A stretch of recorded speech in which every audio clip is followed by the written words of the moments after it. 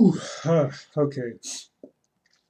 Hello, subscribers, patrons, family, fans, followers, supporters, and generally anybody who happens to stumble across my videos. This is Johnston Blackhorse, and this is like a sort of different type of stream. It's not a how to art, but more of like a free draw type thing.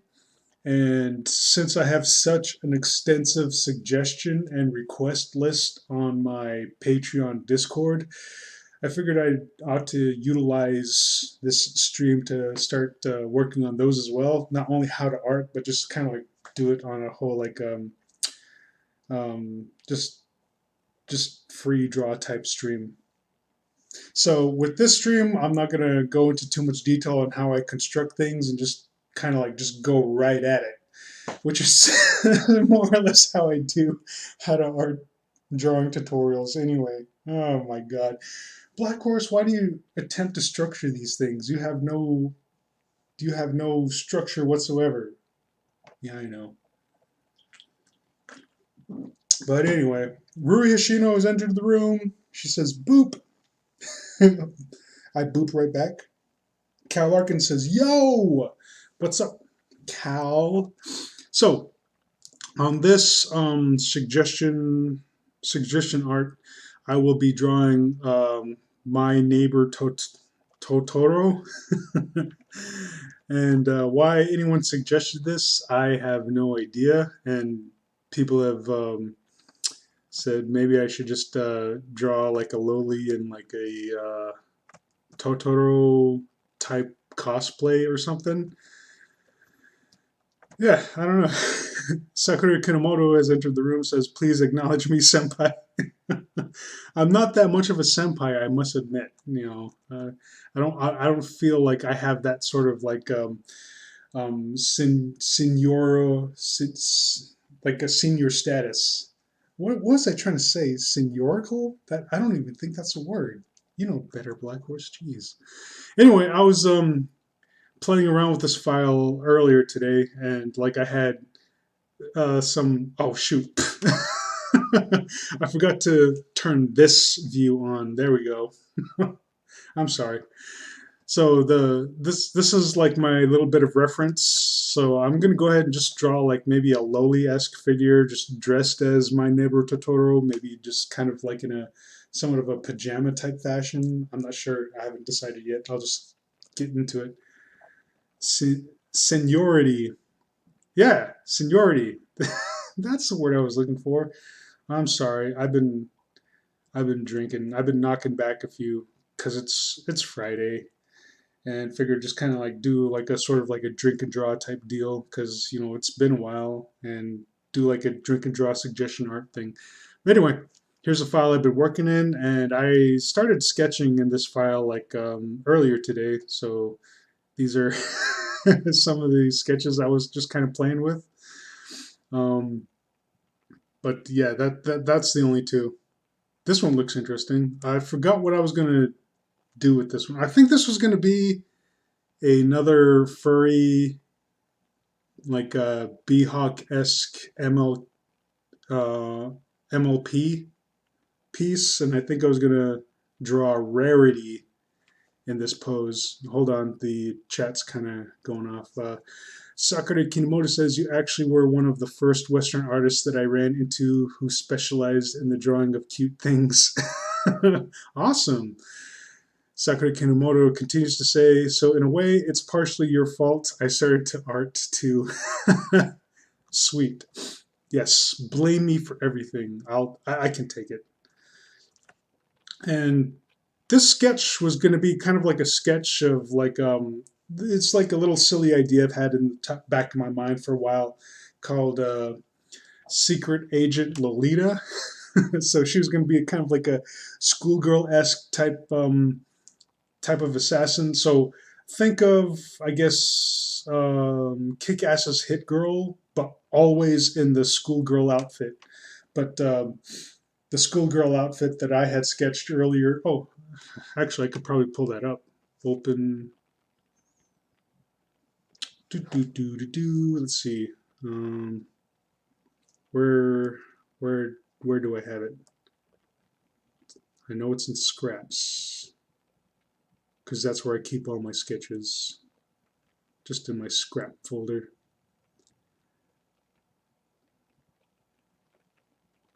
Man, oh, there she is. Yeah, this is the outfit. So yeah, it's an idea I've been playing around with. So I figured I'd do like another scene and thought I would animate it, but didn't get around to the animation portion. So this was going to be like a little like dynamic walk cycle where the camera's just kind of like looking up at her as she's walking with these two pistols. And of course, it's going to be a low angle just so I can sneak in the panty shot, but you know, probably do that sometime later. Majorcan King has entered the room. What's up, Majorcan King? So, okay, down to the sketching of lowly version of My Neighbor Totoro. If anyone can wrap their head around that concept, I guess that's going to be the challenge for today. So, if going off my idea of just drawing like a lowly dressed in a My Neighbor Totoro type, My Neighbor Totoro type costume, I'm gonna go ahead and just kind of like make it like a very skimpy-esque costume, because that's what I do as Natus_01.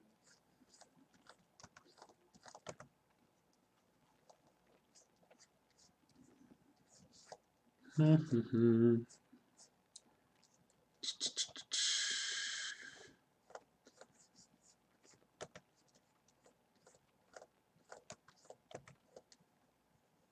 anyone wants to suggest any type of royalty-free music, you can feel free to do so. I'm not sure if anyone has any on hand. I guess I could pull up one of those playlists, but I feel like I've played them a lot already during some of my other streams. I'm afraid maybe you guys have gotten tired of them.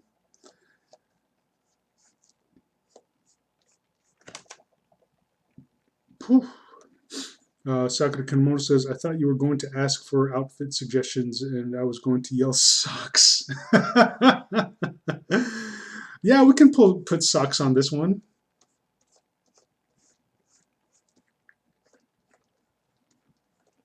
Or you know what? Maybe cat bus slippers. So I was thinking of just kind of putting this lowly in some type of like Totoro-esque hoodie. You know, like those hoodies with the pocket on the front. I think I'm sketching with the wrong pencil. I like my pencils to be pretty. Oh God. That was totally wrong. That was the wrong tool that I was using. Just gonna lightly erase a little bit, just so I can define some of this a little bit more.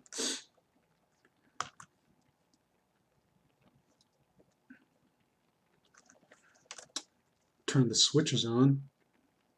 Pressure and transfer.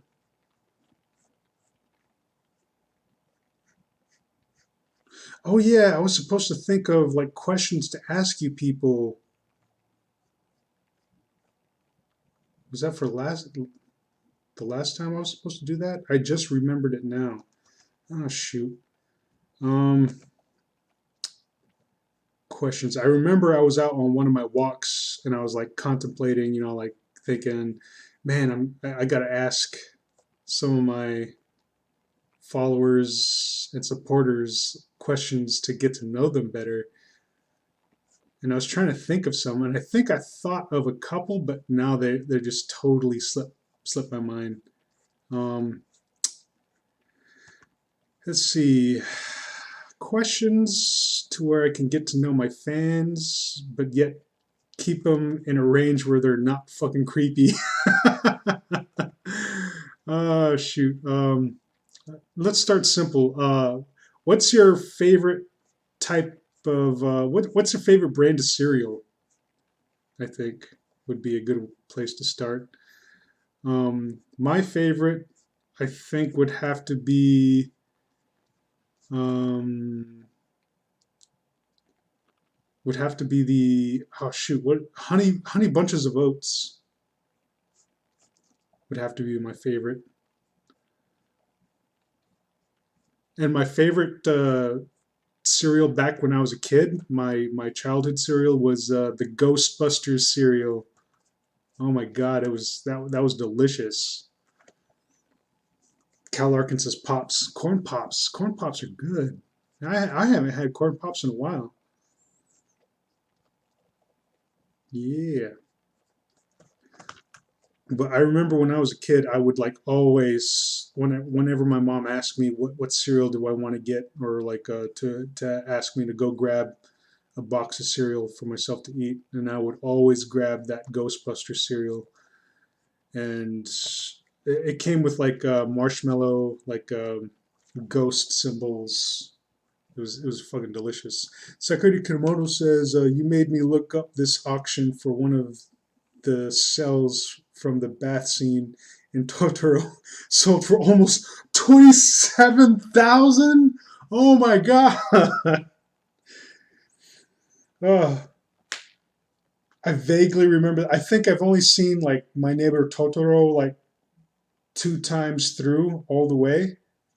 It's not a movie that I owned myself. It was a movie that I rented. But I guess there was a bathing scene in, if I remember it, it was like the father and his two daughters, and they're like in like a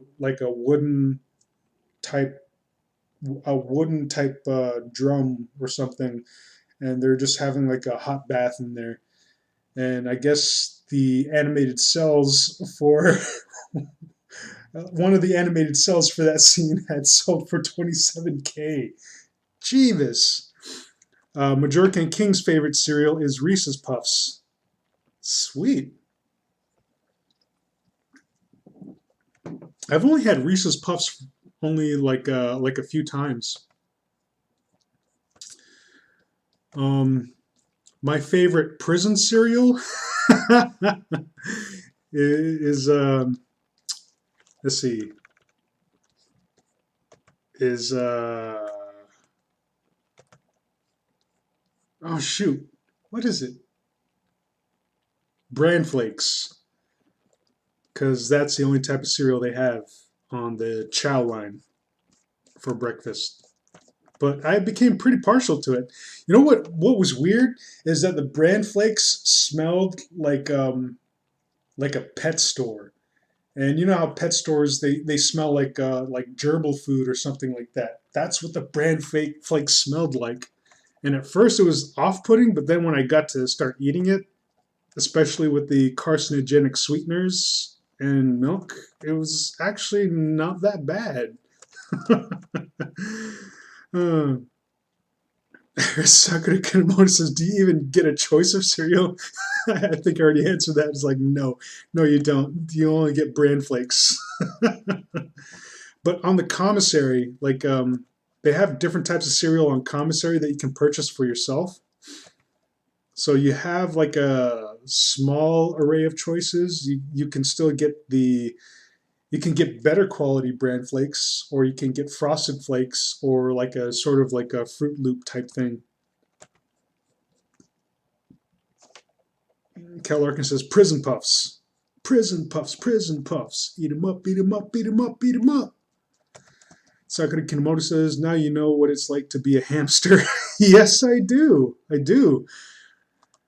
If only we had like an exercise wheel, like a running wheel on commissary, I might have purchased that. No, no, I wouldn't have. I don't have the cash for that.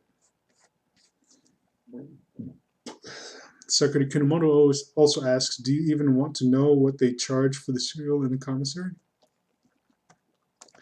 Um, I knew, but I don't quite. Oh, I think it was $3. $3 for a bag of cereal, and it was like a kind of like a sizable bag, kind of like that, and maybe half of that was filled with cereal. I think it was $3.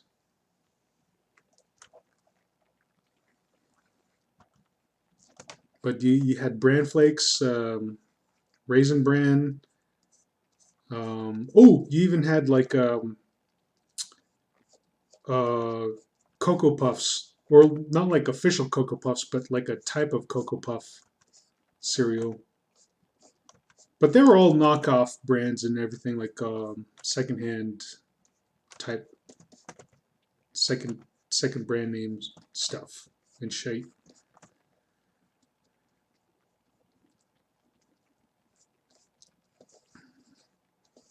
Okay, another question. Another question. I guess what was your favorite cartoon growing up as a kid?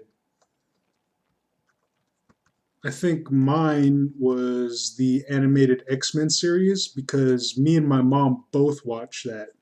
And it would come on like 30 minutes before school would start. And I lived like a few miles away from school.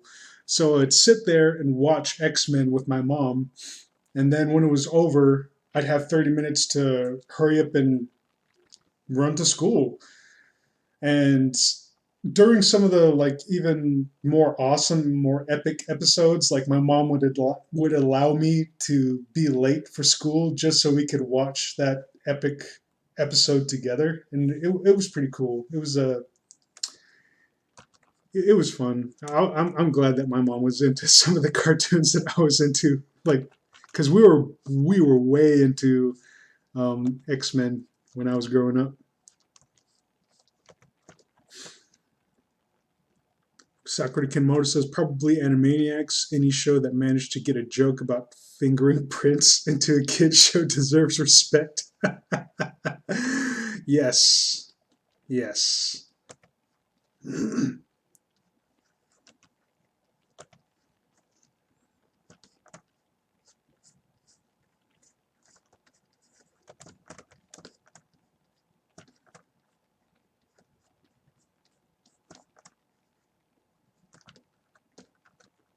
I think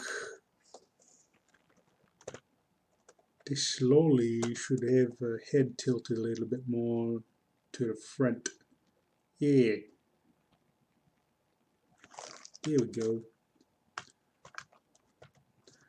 Majorican King says Animaniacs was good. Sakura Kinomoto says there's no way in hell they'll be able to pull something like that in the new version. Oh God, like they're gonna gut like a lot of that adult humor out of the new version.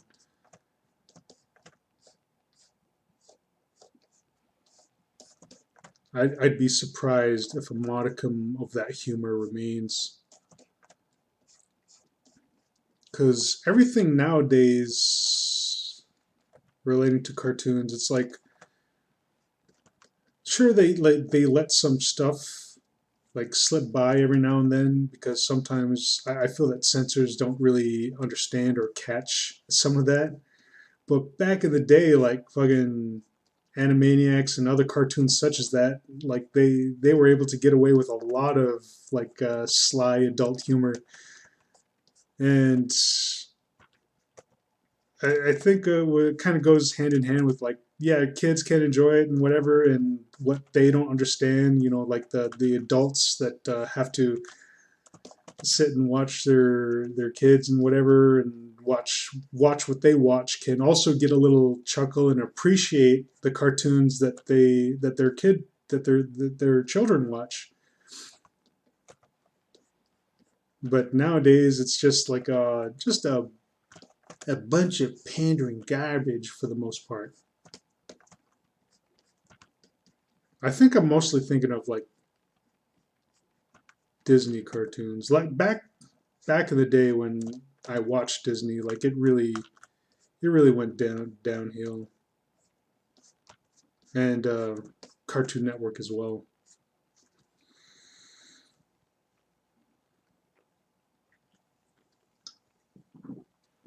Majorcan King says, "What's even the point then? Isn't it going to be on Netflix?" Well, if it's going to be on Netflix, I think they can get away with some of that. There might be hope for it then. If so, they'll probably be able to get away with some of the stuff. Yes, I agree. Ruri Hashino says it's all about the Freakazoid. Yes. Oh man, Freakazoid. Oh, freak out.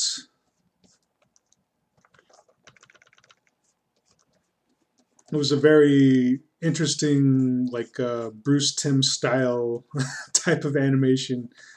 I enjoyed that one too back in the day. Just very weird and wacky.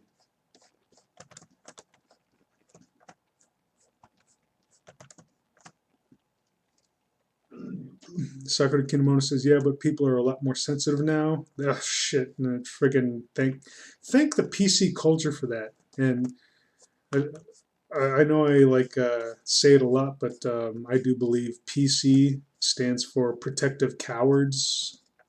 I mean, come on, like let's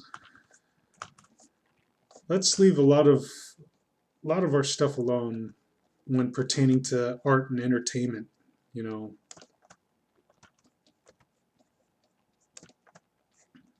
as long as it's not overtly or like racist or anything, and just a bunch of like hysterical potty humor or something slightly vulgar, then let it be. Like if people are gonna get all butthurt and all sensitive, they just shouldn't watch it.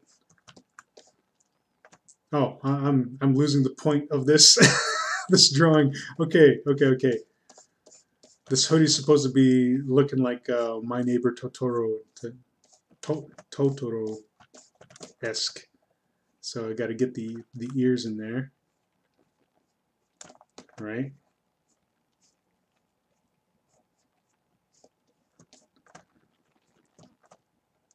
Kind of got to get the like some similarity to the face on this hoodie.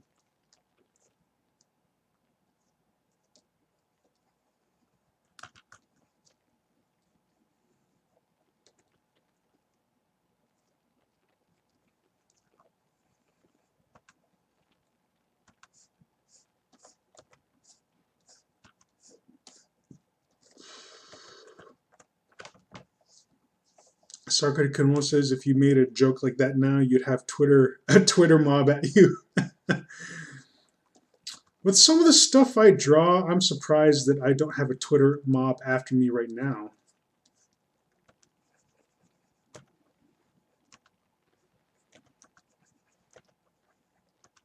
I've had Tumblr censor me a few times.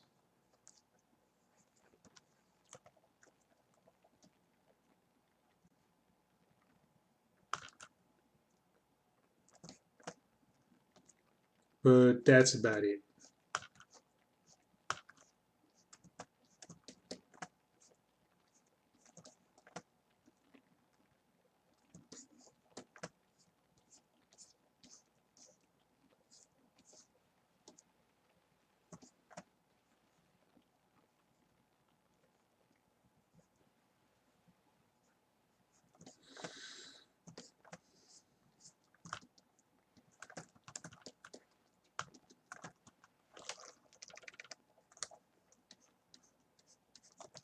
Hey, you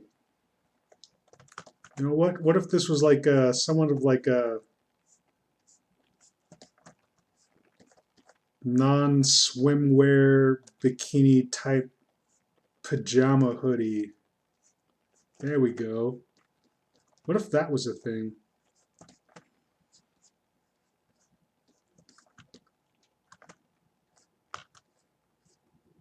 And she can be wearing like comfy leggings with cat bus slippers. Yes.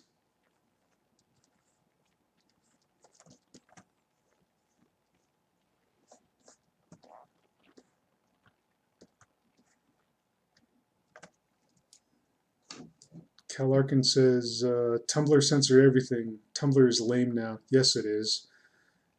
And he also says, "You mean a play suit?" I don't know what a play suit is. I have no idea, but I'm gonna say yes.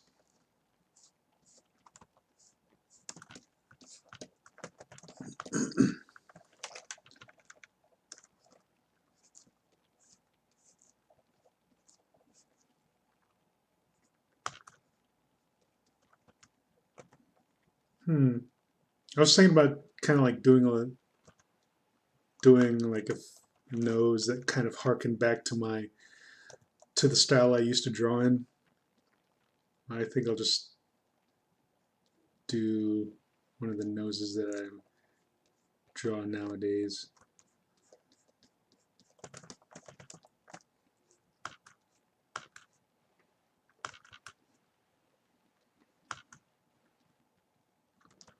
What kind of expression should she have?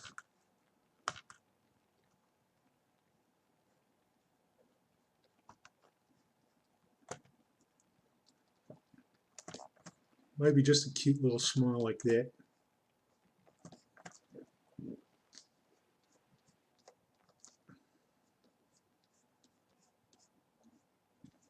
Okay, more questions.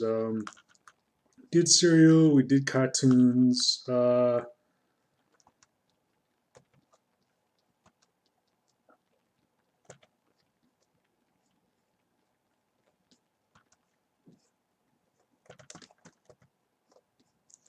What would what would be your favorite pet, I guess? What's your favorite pet? Cat, dog, fish, bird, horse?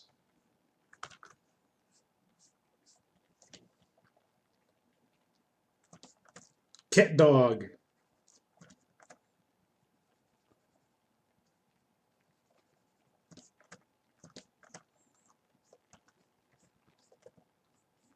It's the best of both worlds. You get a cat on one end, a dog on the other end, and no mess to clean up. I always wondered about that. Like, how does cat dog poop? And I got to thinking, like, I bet they poop out their belly button or something. That's how they do it. Yeah.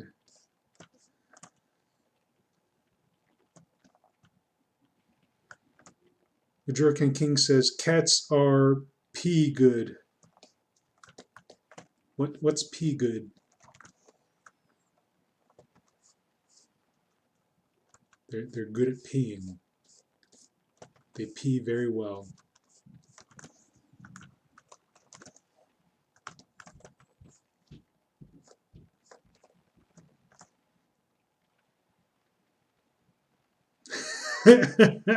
Cat Larkin says cat dog takes turns pooping out each other's mouths.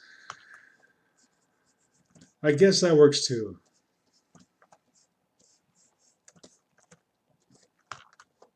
In that case, you don't have to clean up poop, but you got to clean up vomit on a regular basis. Oh, gross! Somehow that's worse. Ugh. Because poop is solid. That's easy to just kind of clean up. You with vomit, you got to mop it up. Unless with cat dog, their vomit is just like one long solidified excretion of. Yeah, maybe that's a little too much. Oh, P equals pretty. Cats are pretty good. Yes, I would have to concur.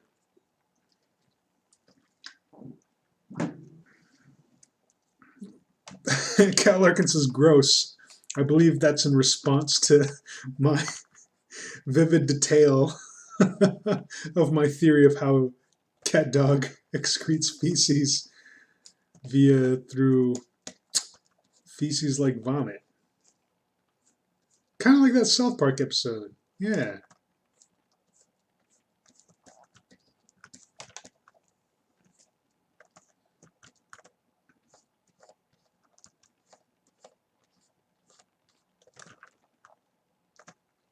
Okay, I think we have a. Oh wait, her slippers. Oh, now I gotta look up reference for cat bus if I'm gonna make them cat bus slippers.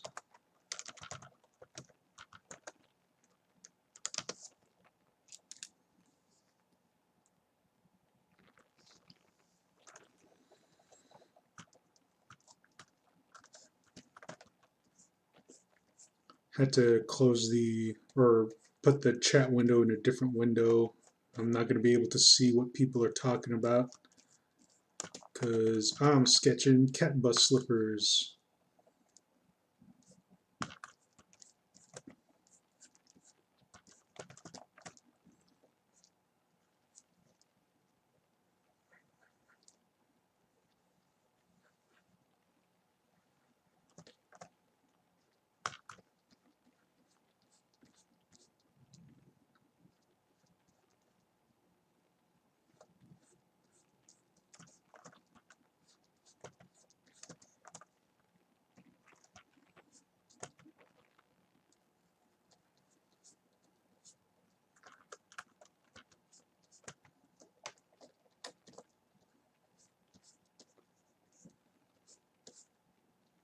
Just going to put windows on the side here just to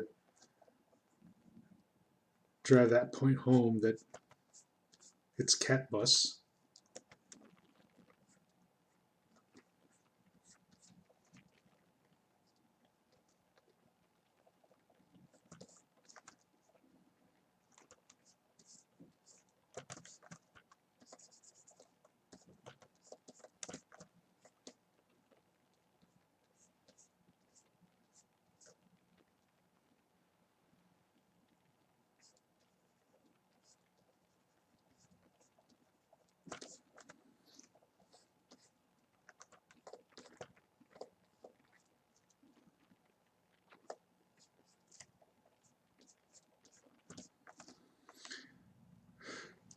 Geez, how many legs does cat bus have? 1, 2, 3, 4, 5 on each side.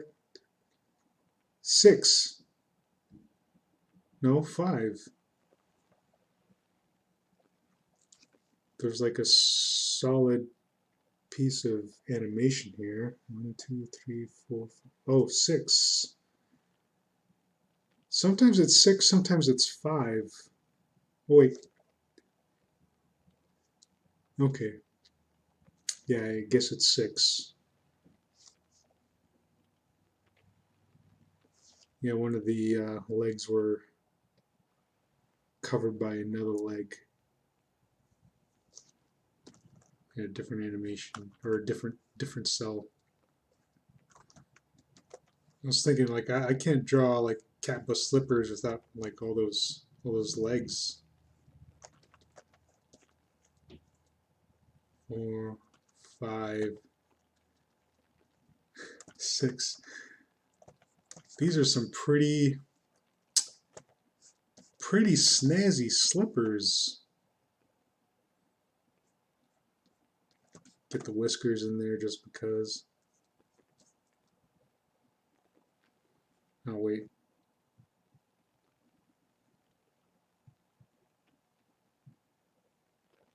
I had no idea that the stream had cut out. Sorry, guys. Hope hope we weren't gone for too long. But as you can see, got one cat bus slipper.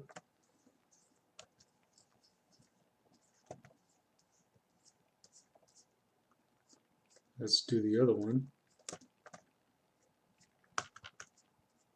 Hope I didn't lose too many of you.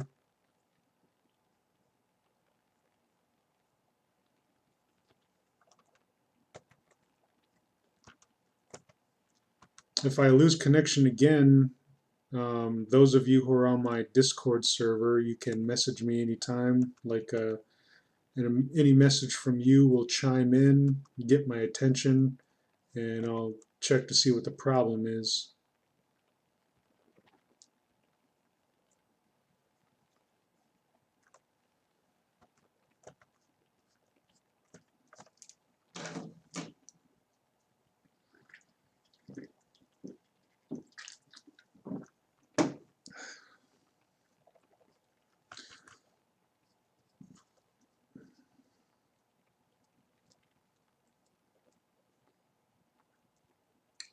Oh yeah, back to questions.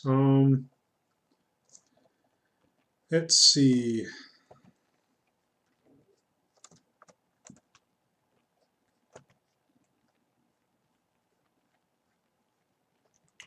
Trying to think, trying to think.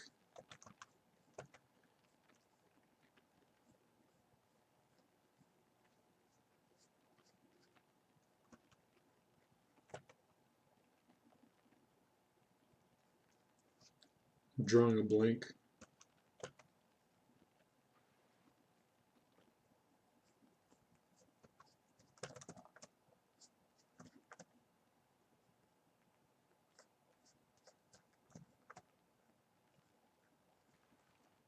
Drawing a blank as I'm drawing.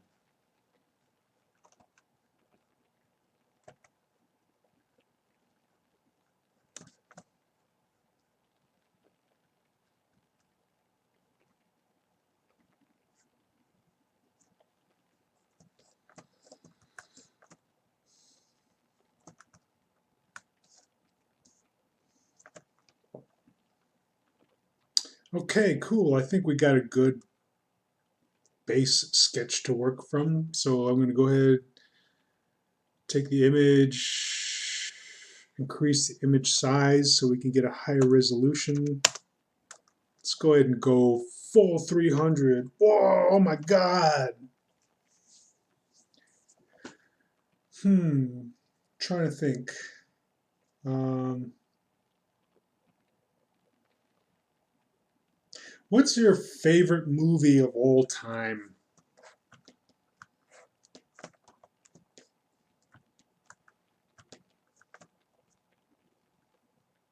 These questions are so generic.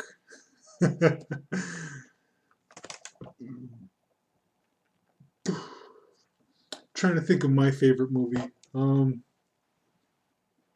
Oh, maybe we can chop them up into genres, because I have my favorite scary movie, and it just freaks me out to no end because I've only been able to watch it like a couple of times because it just kind of just gives me the chills. It gives me the creeps every time I watch it.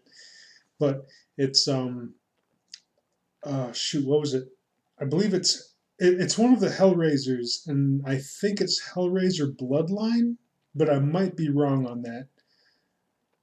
But the first time I watched it, it just put me in another mindset that I didn't even know existed, and it just really creeped me out to no end. And it really made me question my sense of perception and reality.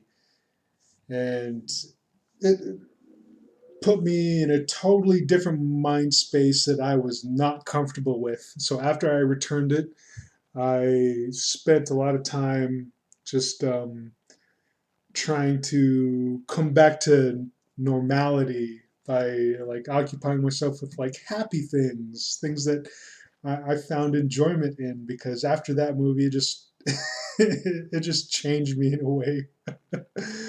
Cal Larkin says, I missed it because my TV derped. I like Shaun of the Dead or the VHS series.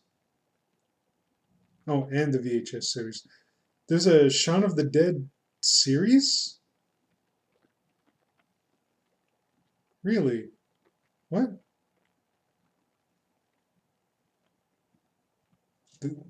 Maybe I'm misunderstanding. Ruri Hashina says, Man in the Iron Mask. Or the Warriors. I've seen Man in the Iron Mask with Leonardo DiCaprio. I have not seen The Warriors all the way through, but I enjoyed Man in the Iron Mask, and I liked The Warriors, but I think there was something that prevented me from watching the whole thing.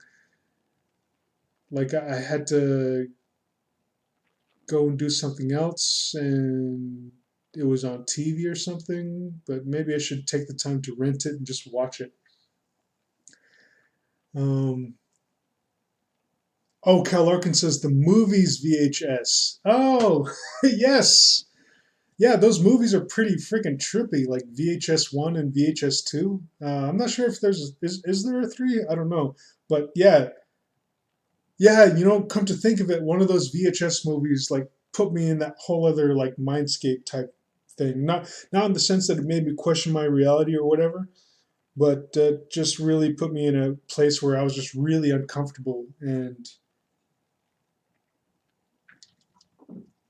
The VHS series is like a horror movie anthology in which it has a bunch of like short, creepy stories encompassing like one overall narrative, and it's pretty creepy. And the one short story that really freaked me out was the one where it was just a bunch of frat boys who had like these spy camera glasses, and they were trying to get their one buddy laid, but he was what he was meant to do is to get laid while wearing the glasses so he could record the whole event. And they go out night on the town, just cruising for chicks and whatever, and they do come in contact with one chick, and she is not what they thought she was. She was no run of the mill, like small town girl. But it's like the what really kind of like put me off was just their whole um, bro culture that they were conveying, and I'm I'm just not comfortable with like the whole bro culture type thing because I've been in somewhat of a situation like that before, and it it really sucked because what had happened was that it was it my second or third? It was either my second or third experience with marijuana, with weed, and since I felt like I was pretty adept at smoking weed, like fucking, I felt I could take whatever weed they could give me, and I took a pretty big hit around those guys, and it was a pretty bad trip. Only come to find out later that the weed was laced with something. I don't know what it was, but one of the guys who I had remained friends with for a long time afterwards had informed me that he said, yeah, the weed was laced with something, and the guy who provided it just wanted to see what would happen to me. And it fucked me up pretty bad. So watching that portion of VHS just kind of like brought me back to that instance when in that short story all those dudes were just broing out and shit. Like it just kind of brought back a whole lot of those memories, and it just made me feel real uncomfortable, and just kind of reminded me like, I never want to fucking be around a bunch of bros ever again.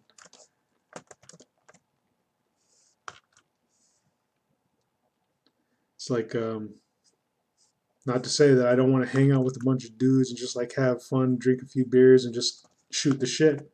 But the whole like bro culture type things, like come on, dude, blah blah blah, this and that.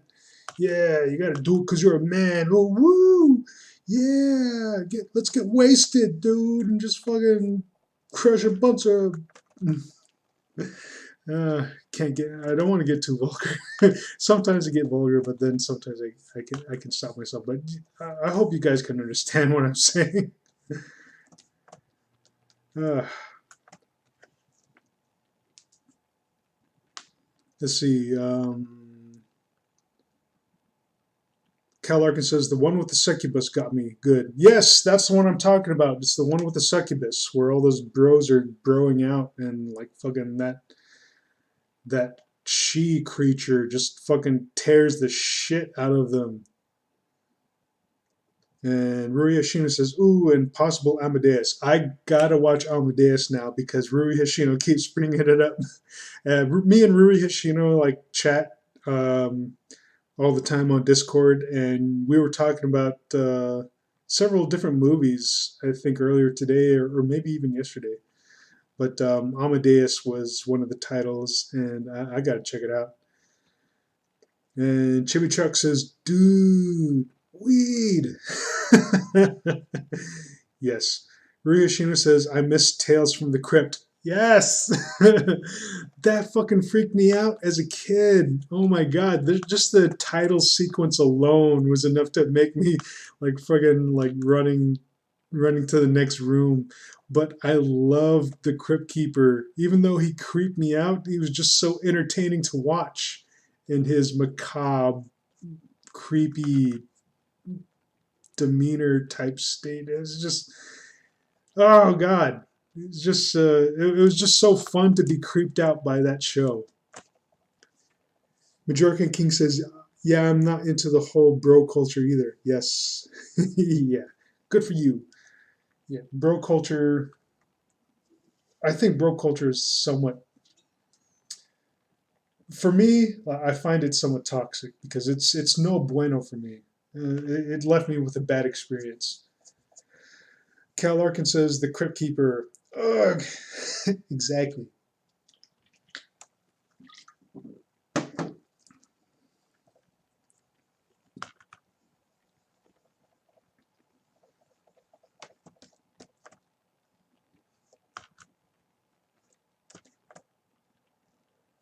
Hmm.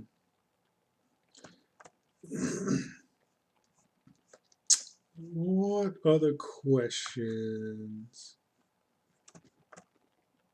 Oh, man, I wish I could remember which Hellraiser bloodline I was talking about because it was really creepy.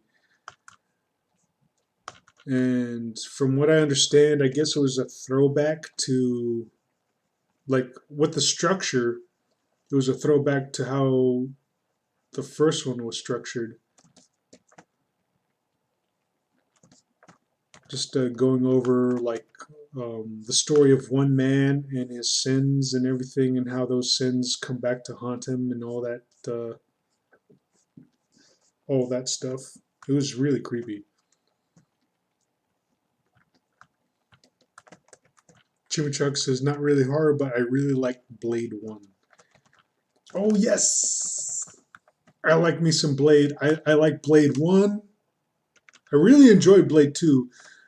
Blade 3, I can leave it by the curb. Ryoshina says, I love a good gore fest.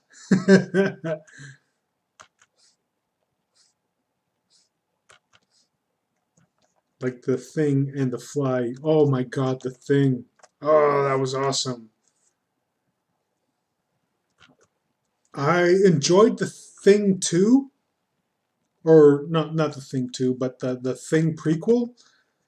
And I was really disappointed when I found out that a lot of the CG effects were actually practical effects before they overlaid CG on top of it. And when I saw like a behind the scenes YouTube video pertaining to the practical effects, I was really disappointed because like the practical effects were good and they could have done without the CG. And if they had done it without the CG, I think I would have had that much more respect for that movie. But before knowing that, I really did enjoy it. But then after finding out that the practical effects that they had made after the afterthought, or before the afterthought of just laying CG effects on top of that, it just really kind of disappointed me. And I felt like the practical effects would have done well on their own without the aid of CG. And I felt like if they had done that, it would have just been not only just made it like something more akin to the original, but just brought that sense of nostalgia back from the whole practical effects that a lot of horror movies had back in the day. And it would have brought that much more appreciation from the hardcore fans of the original. And I believe that overlaying CG on top of the really top notch practical effects that they already had at hand just is more detrimental to the craft, you know, overall. Not the craft, but the movie experience overall.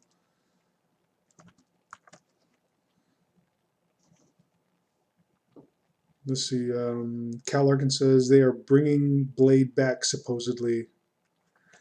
You know, like I have like, and I've had like an idea in the back of my head for a long time for like a mini series of an animated Blade prequel leading up to the first Blade movie, and it would have like more interaction with Deacon Frost and a little bit more of like the mythos of where like the blade sword came from, because part of the story that I had in mind is that Deacon Frost had commissioned that sword to be made specifically for himself, but somehow Blade had acquired it in his fights with the vampires, and I wanted that to be like a little like kind of like a backstory of why Deacon Frost knew so much about Blade and how Deacon Frost knew how to turn off that Blade sword before like it chopped his hand off. So that was one of the things that I wanted to play around with, is that Deacon Frost has been like an integral part in like like Blades like upcoming up until that point. But oh, God, it's been a while since I've revisited that idea.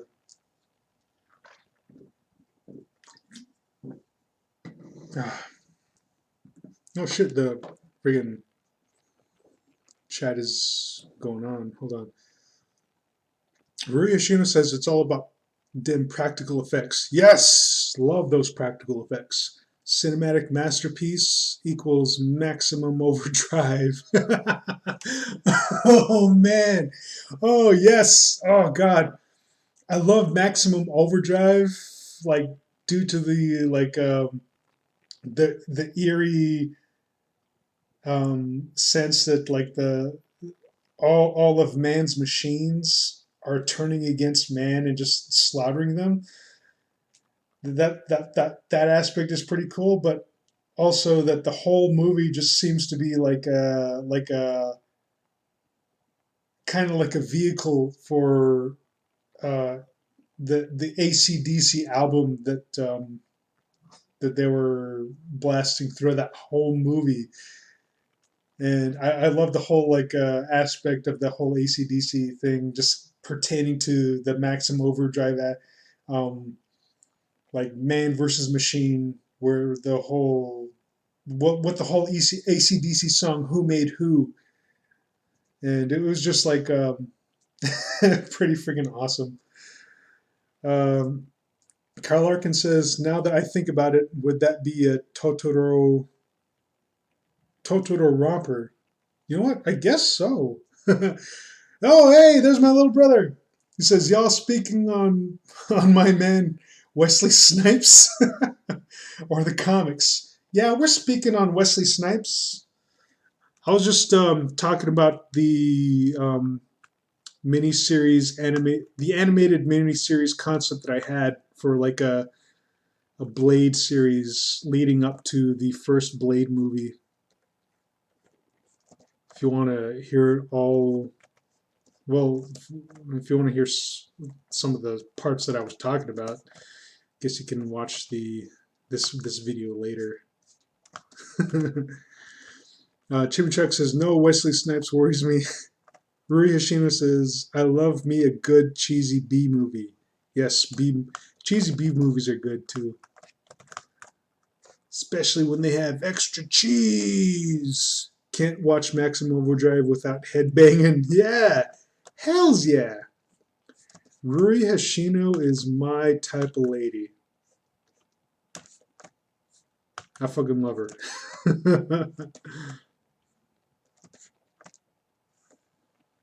Who made who? Who made you? Oh man, I wish I knew more to that song. It's been so long. I forget. I shall hang my head in shame now, mentally.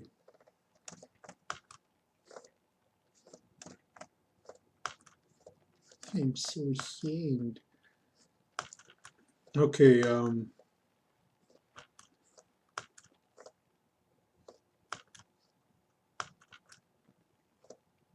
what other movies? What's your favorite action movie?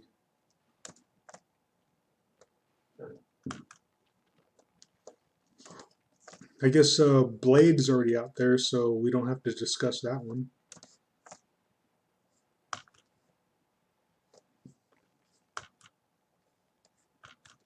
My favorite action movie.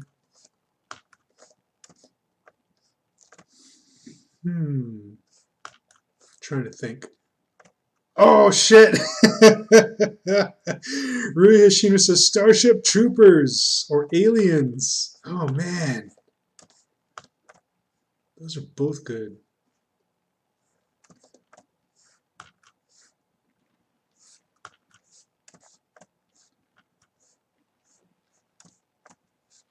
My favorite action movie. Trying to think.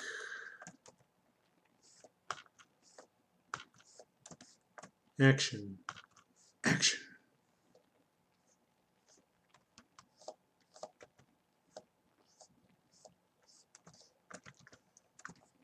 Guns, car chases, fight scenes. Ryushu says all the limb serving decapitation goodness. All the limb severing decapitation goodness. Oh man, or she also goes on to say, oh man, I have to dig out my Creep Show VHS tapes. Oh, fucking Creep Show. Oh, I think I've only seen that once. I vaguely remember it.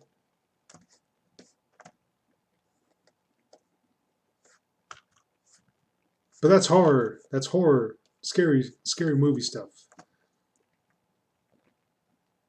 She says, first one I saw was Creep Show 2.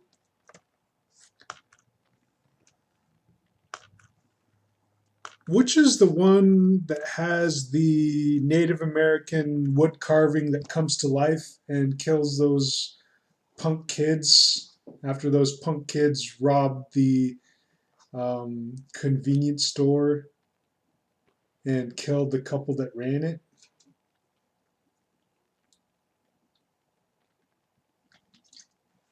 Oh, yeah, that's the one with old Chief Woodenhead. Yeah, that's the okay. I guess Creepshow 2. Creepshow 2 is the one I remember watching then.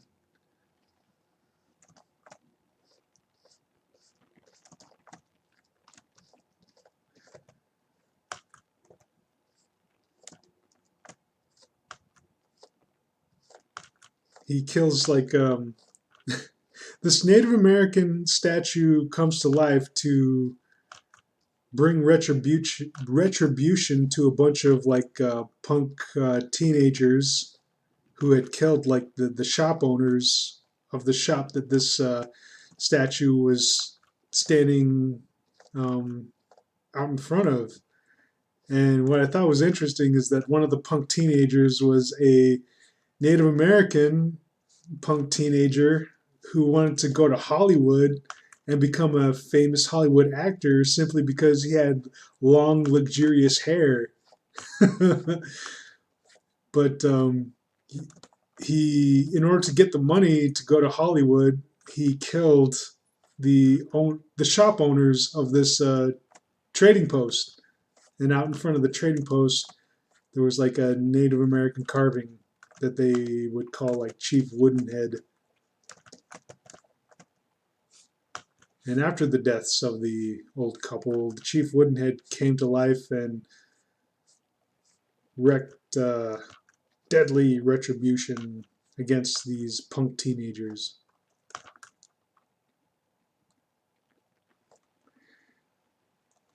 Rui Yoshino says, ooh, and another of my fave action movies, The Crow. Oh my god. Friggin' you and my sister would friggin' get along. My sister actually has the whole collection of the Crow comic book series, and like I have it currently packed away right now. But she like went through and like collected all those books. And Rui Yoshino also goes on to say, in a quasi horror movie, The Lost Boys. I think I've only seen Lost Boys once.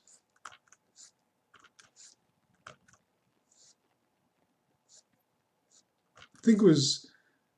I found it cool simply because Kiefer Sutherland, like, oh my god, like a very young Kiefer Sutherland, just kind of. When I saw him back in the day, he was just such a badass vampire.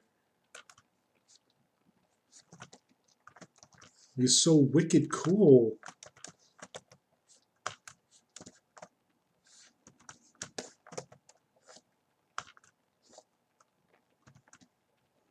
There's a Lost Boys trilogy? How long have I been out of the loop?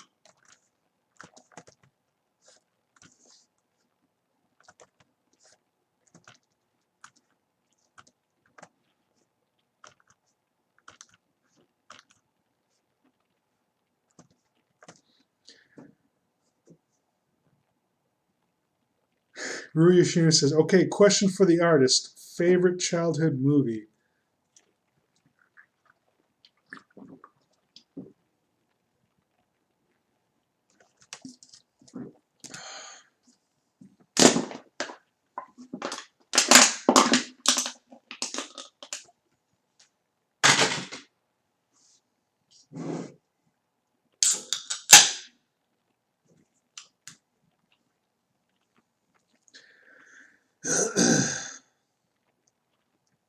I think my favorite childhood movie, not just for the movie itself, but for the events, I guess, that surrounded it, was Oliver and Company, because I think it was one of the very first theatrical movies that my biological father took me to. And I had a really good time. It was like just a small town cinema, and he took me to it. And it was like I think one of the very first cartoon movies I saw in theaters, and I felt it was like a pretty cool experience. Like just being able to watch cartoons for the first time on a theatrical screen, sitting in a big theater with a bunch of people eating popcorn with my dad.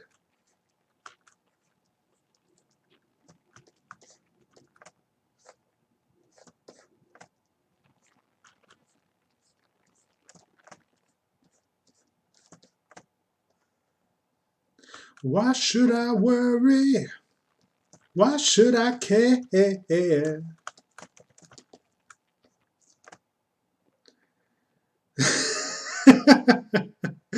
I just looked down and saw what Cal Larkin typed.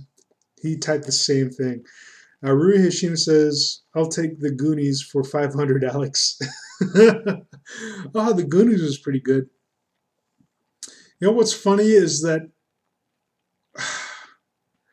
I guess it's me being one of those Native Americans in my area, which has, for some reason, like Asian type features.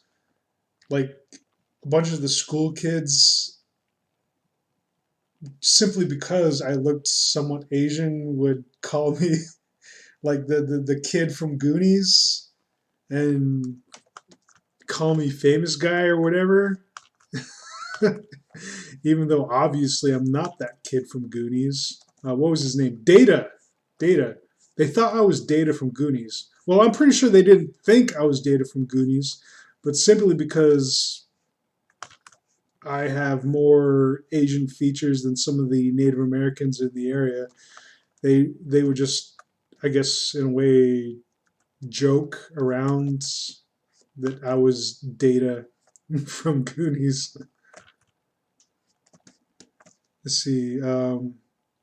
Riashino also goes on to say, first movie I ever saw in the cinema was the first live action TMNT movie. Oh my god! Oh my god! Yeah, that movie was pretty kick ass too. I wonder what ever happened to that movie company. What was the movie company that made it? It was Family Home Entertainment. They made the first movie, and I don't know who made the other movies, but I don't think Family Home Entertainment was behind the other ones after that.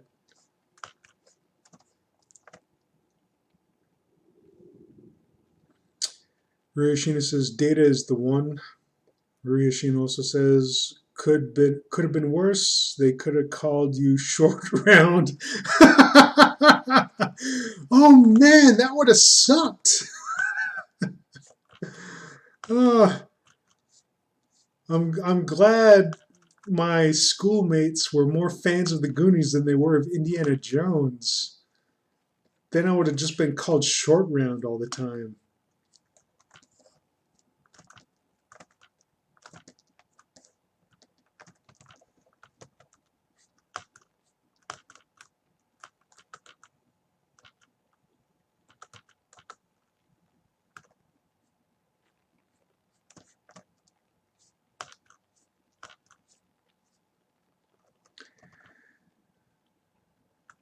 Murashima says, okay, donkey, Dr. Jones. Yes. Okay, let's see. Questions, more questions. Oh, um,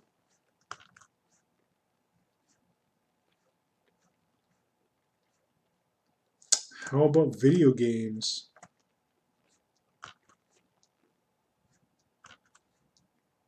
What was your first video game and video game console?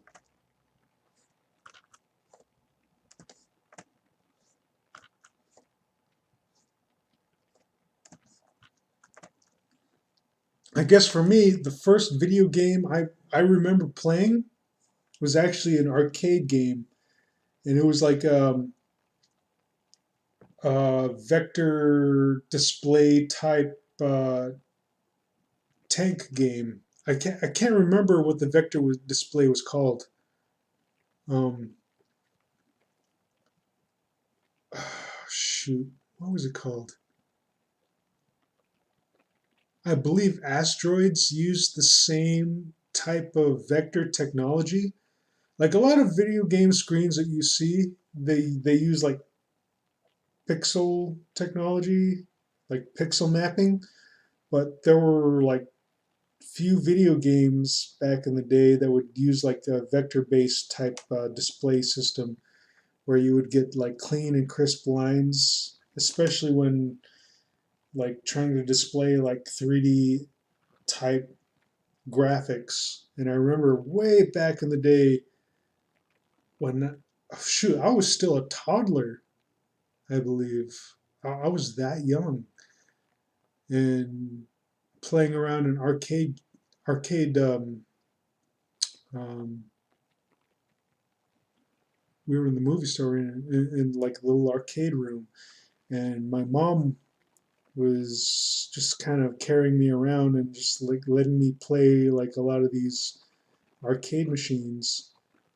And my mom had me when she was 16, so at that time I think I was 3 or 4. So she had to be about 19 or 20 when she was just kind of carting me around like this little arcade place.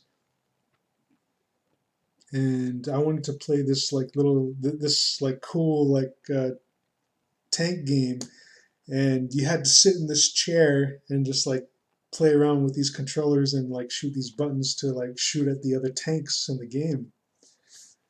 And she sat me in the thing, popped in some quarters, and just like playing that arcade machine for a while, and it was like pretty cool. And I remember that when the other tanks would shoot at you, and if they hit you, like your screen would kind of like shatter, in a way that well, like the display would kind of like give off the sense that it would shatter. But that was my first video game playing experience. And for me, my first video game and video game console came in the form of an Atari and an Atari 2600. And I think the game I remember playing the most was this game called Moonraker. Or, no, it was Moon Patrol. Yes.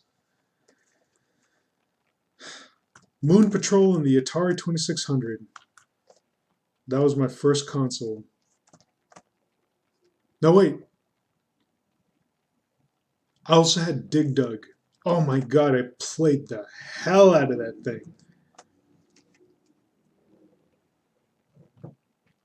Oh, sweet. Rui Yoshino looked it up for me. Vector display equals vector max. I think, yes, that's what it was. Vector max. Rui Yoshino says Super Mario Brothers on the... Oh, Super Mario Brothers 3 on the NES. Sweet. I enjoyed me some Super Mario 3 as well.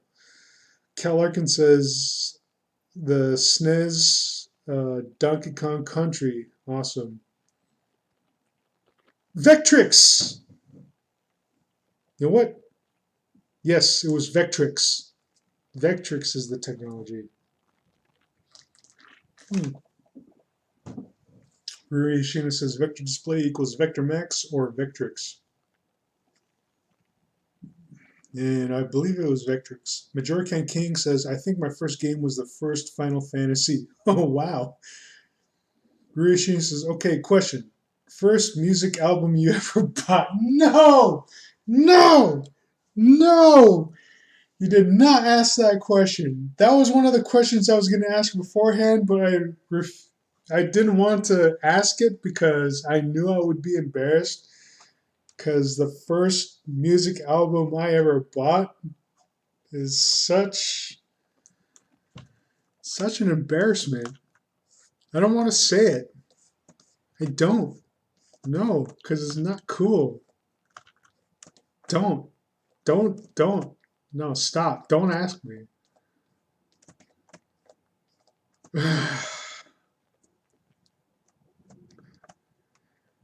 Chirchak says, God, I don't remember my first game, but I think it was on a SNES.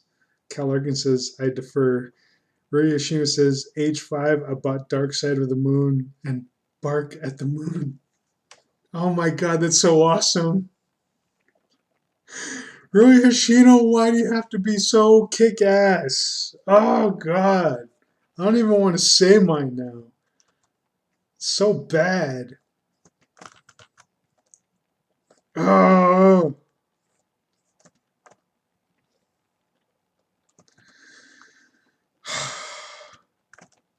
Okay, if I say it, I'm just going to make a bunch of excuses for myself.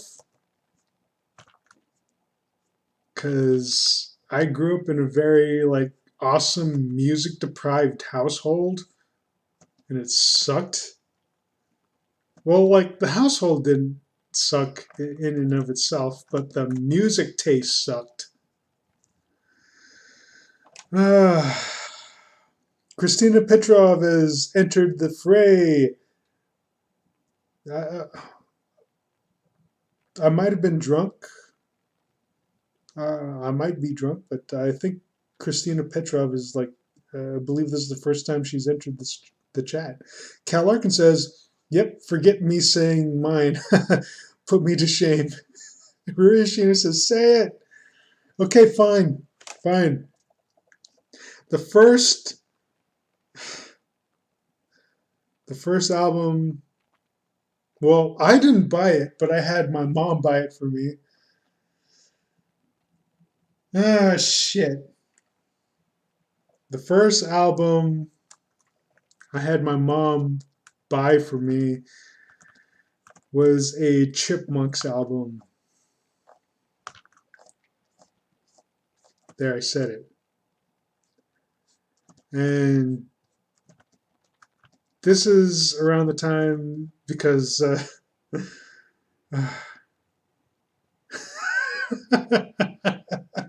cut it out, you guys. Chimchuck says my first real music album is Sonic Heroes Music CD LMAO. Well, at least that's better than mine. Cal Larkin says, "Oh wow." Majorcan King says, "Lol," and Hiroshima just freaking laughing at me. So she said, "Oh, she also says good one." It's like, no, no, I'm not joking. The first album I ever had, I asked my parents to buy me was a Chipmunks album, and it sucked too because I can't remember how old I was, but I was much older than I should have been to be enjoying the Chipmunks. And I'll tell you this: shortly after that, I made a friend, and Cal Argus is still better than my first album. Um, Shortly after buying the album by say like oh shoot, I don't know how long. Okay, maybe it wasn't shortly after, but maybe it was a year or two afterwards. I had made a friend, and okay, understand me here. Like growing up, all my relatives and my mom and everybody I knew around me at that point would only listen to country music. Shitty ass country music and R&B. I'm not a fan of R&B, but country music and all that stuff, I was just, oh man, I freaking hated it. I think it was at the point that I thought country music and old timey rock and roll was all the music that there was. That's it. That's all the only music I ever heard. And then when I made this friend and we would hang out a lot, and then he put this tape in his tape deck and started playing it, and it the stereo started making these sounds that I've never heard before, and it was freaking amazing. And like the guitars were making these guttural sounds that were just so rhythmic and awe-inspiring and intimidating and just so freaking raw that it just freaking put me in a state of awe that I just had to listen to the whole thing all the way through. And it sounded so evil, it sounded so raw and just so wrong, but then at the same time so right. And that was the first time I ever heard Metallica's Enter Sandman. And that's when I discovered that there was more to music than just freaking shitty ass country music and old time rock and roll.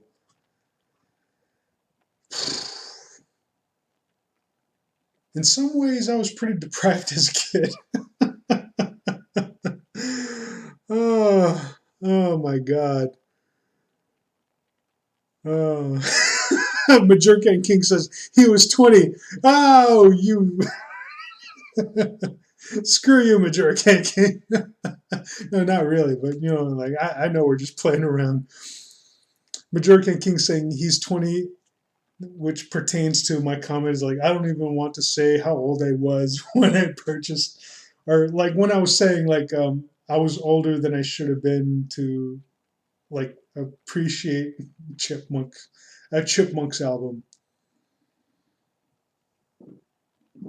I think I was around the ages of, let's see,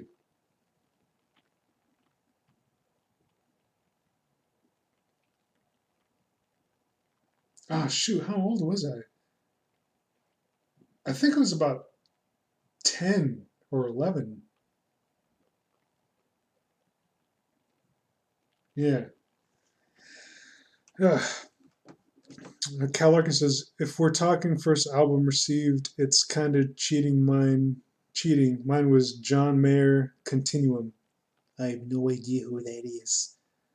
Rui Hoshino says, first album I received as a present was Rust in Peace. I don't know what that is, but that also sounds awesome. Till my little brother says, made you wet. Didn't make me wet. My first time hearing Metallica did not make me wet, but it made me feel pretty badass.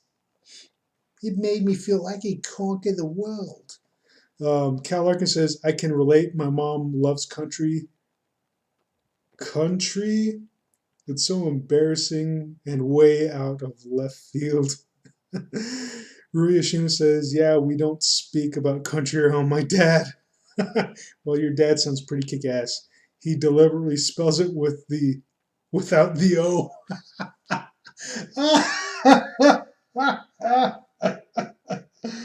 Oh, God. Whose bed have your boots been under? And whose heart have you seen? I wonder. This time they feel like thunder, baby. Yeah, I've spent too much time around country as a kid. Just freaking, oh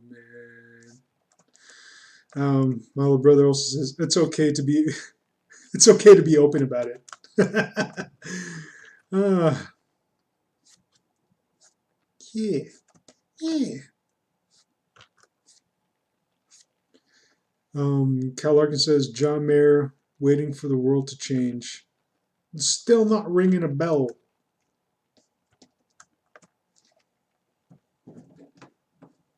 Let me look it up real quick.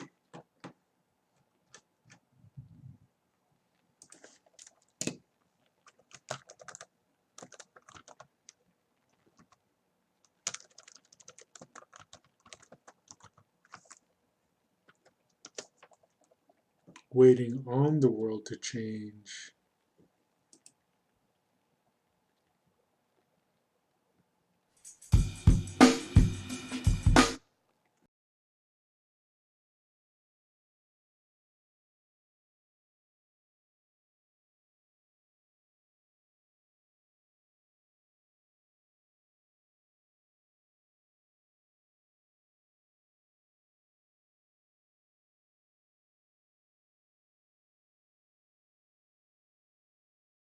That's all I'm gonna play. It's still not ringing a bell. I'm gonna have to play it later.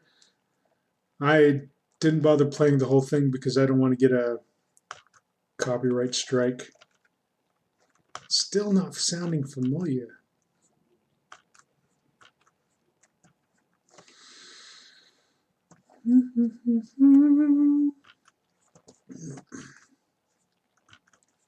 Okay, let's see.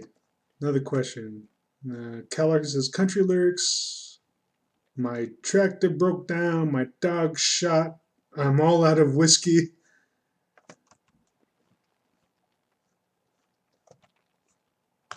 Like the country lyrics I remember is my truck broke down. My wife left me. My dog left me. Lost my job. Lost my job. They took his gerb.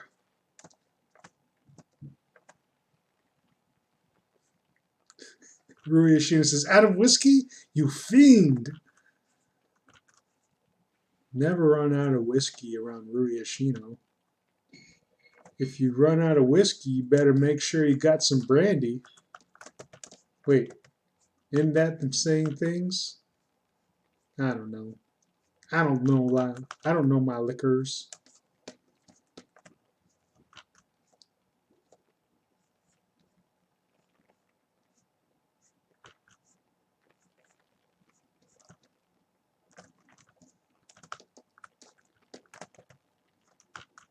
Bourbon, whiskey, bourbon, bourbon, whiskey. Hmm.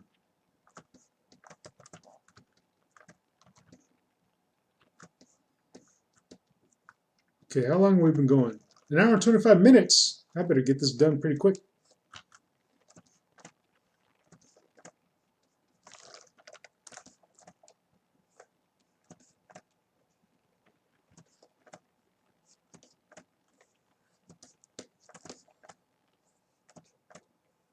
What other questions can I ask? What's the first vehicle you ever owned?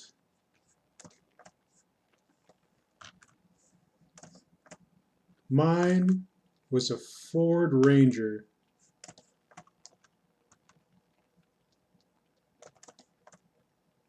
A 99 Ford Ranger. And I love that thing.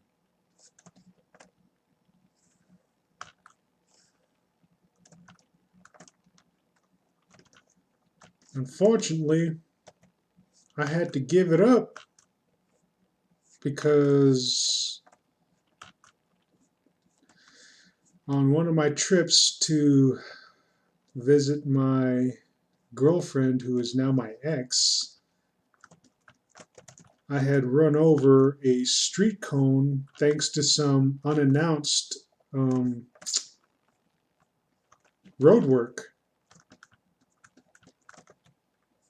And I say unannounced is that simply because there were no signs leading up to the road work that was taking place when coming over this hill. So as I was coming over this hill, all of a sudden, like friggin' these road cones were just all over the place, forcing me to merge, and I missed a road cone and it went right under my truck and freaking messed up the transmission to the point where instead of like well, not only was I filling up on gas on a regular basis, I was filling up on transmission fluid. I took it to a shop to check it out, and I told them the problem and told them that there might be some problems with the transmission, that I'm most likely leaking a lot of transmission fluid. They looked it over and said they couldn't find anything. It was like, oh my God, you can't be serious. I'm leaking transmission fluid like a sieve, and they can't find any problem with it? Yeah, they sucked. But anyway, after that, like, my truck was on its last leg, and I guess I had to turn it in sooner or later because she had kids, and I would have to cart them around too. But at the time, I was in love. Stupid. So I turned my truck into a dealership and traded it in for a four-door car. And it was a Chevy Cobalt, and that car treated me pretty good. Still, but I still loved that and missed that Ford Ranger. Kel Larkin says Isuzu Imigo. Jimmy Chuck says 2004 Toyota Corolla. It still runs smooth somehow. Wow, from 2004.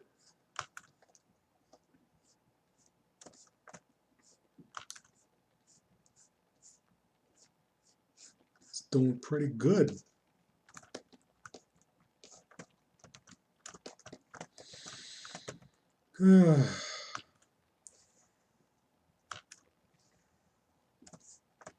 But if I ever get another vehicle, I would like to get another pickup truck, because it makes hauling things a lot easier. Just a small pickup truck too. I don't want anything big or fancy. Maybe just like a small Toyota or another Ford Ranger.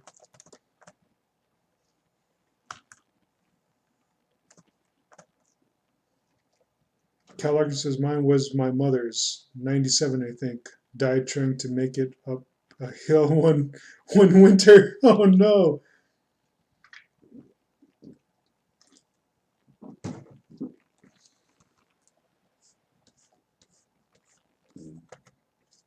That poor thing sounded like it was on its last leg.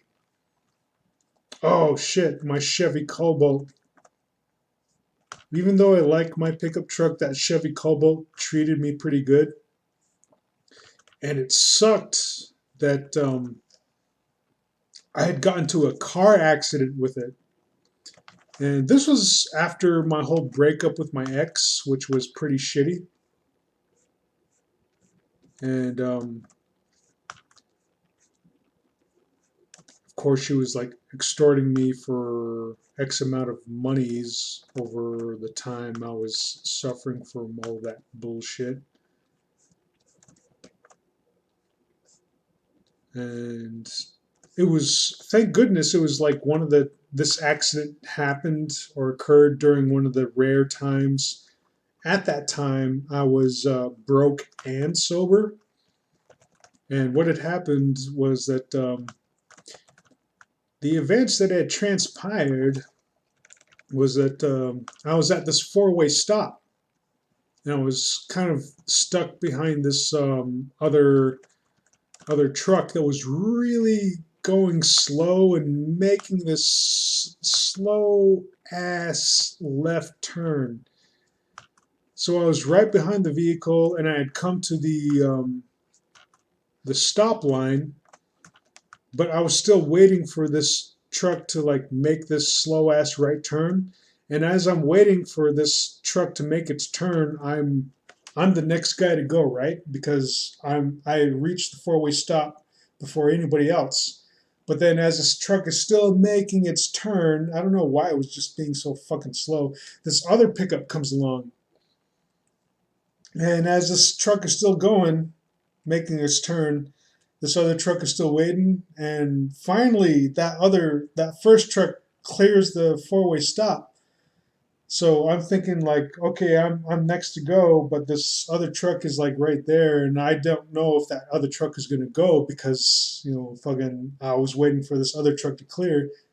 So then I start inching forward, and I inch forward slowly, and then just kind of like watching the other truck, making sure it doesn't go because I'm the one who has the right ahead or right away, since I was there first before that truck got there.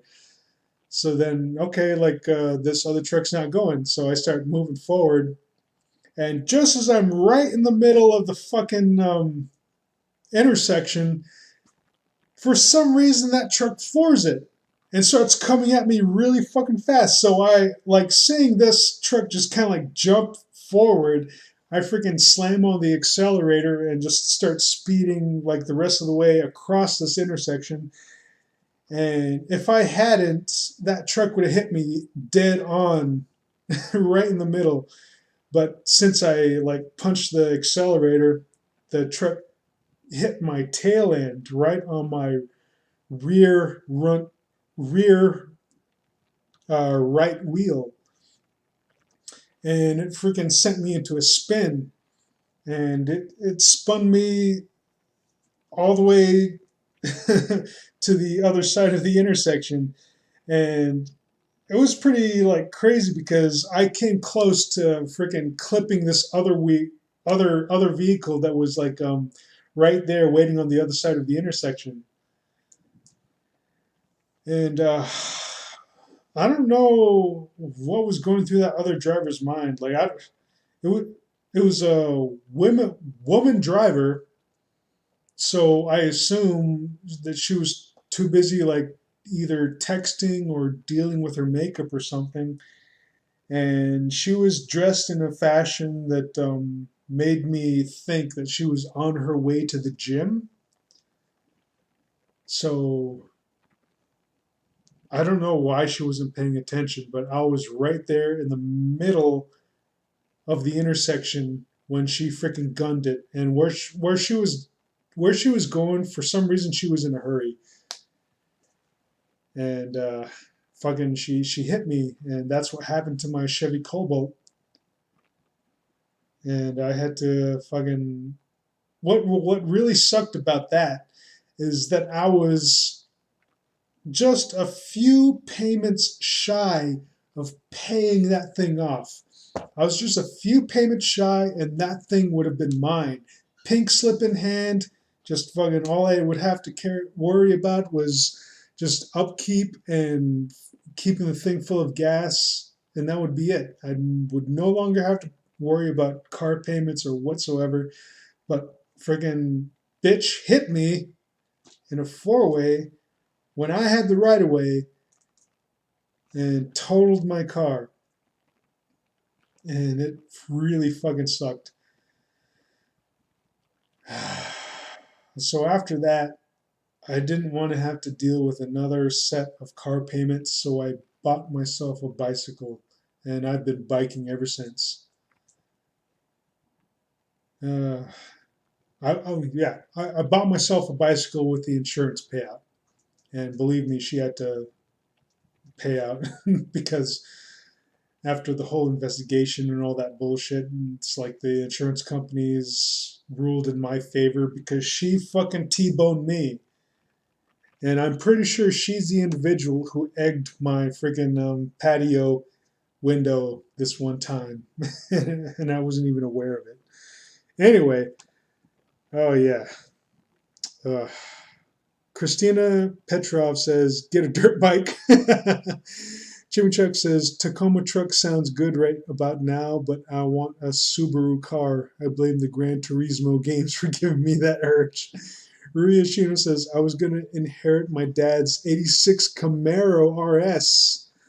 Sadly, the 305 V8 died ignobly. I don't know I don't know how to pronounce that word. And we had to get rid of it. And Cal Larkin says, Ripperoni, rest in peace.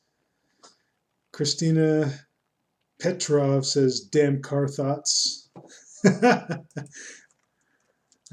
assume that's in reference to Rui Hashino's 86 Camaro RS.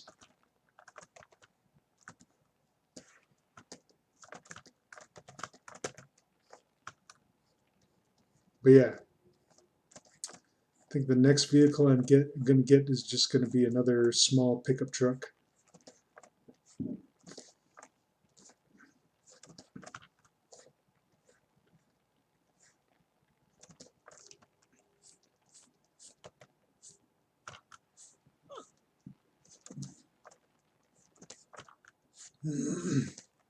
Let's see, another question.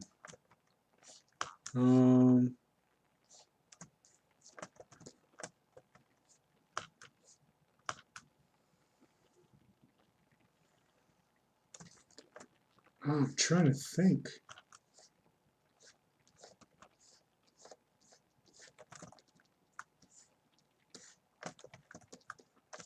You know what?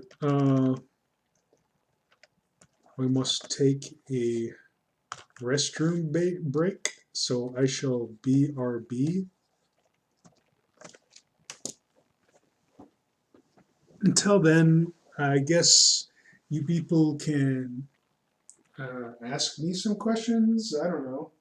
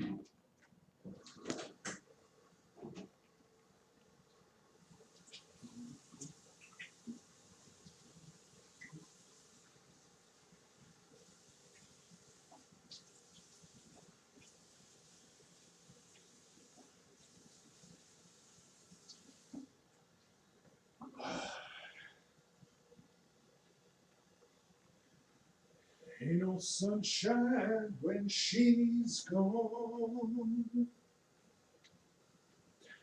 Only darkness every day.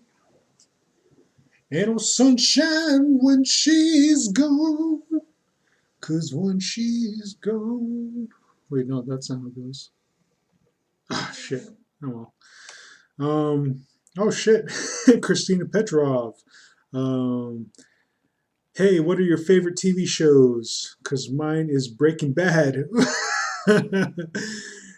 Yeah, I like me some Breaking Bad.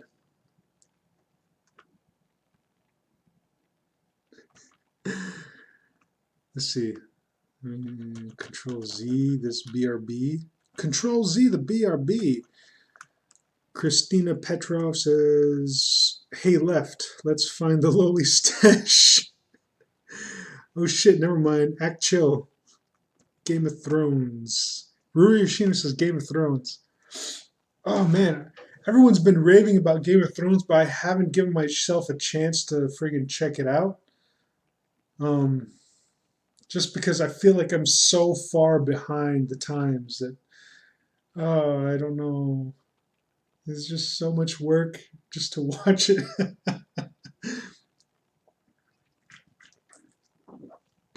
That's why I almost fell out of Walking Dead, but I love me some Breaking Bad.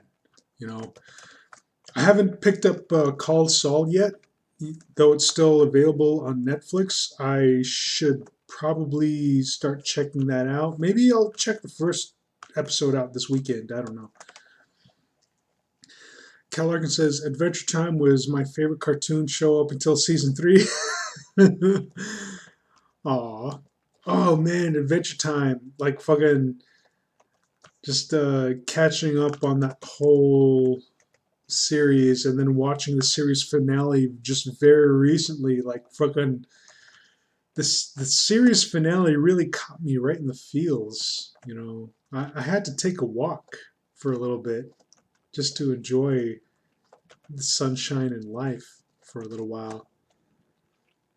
Majorican King says, I don't have any specific question, but it'll be interesting if you talked about Native American folklore, if you know any and wouldn't mind.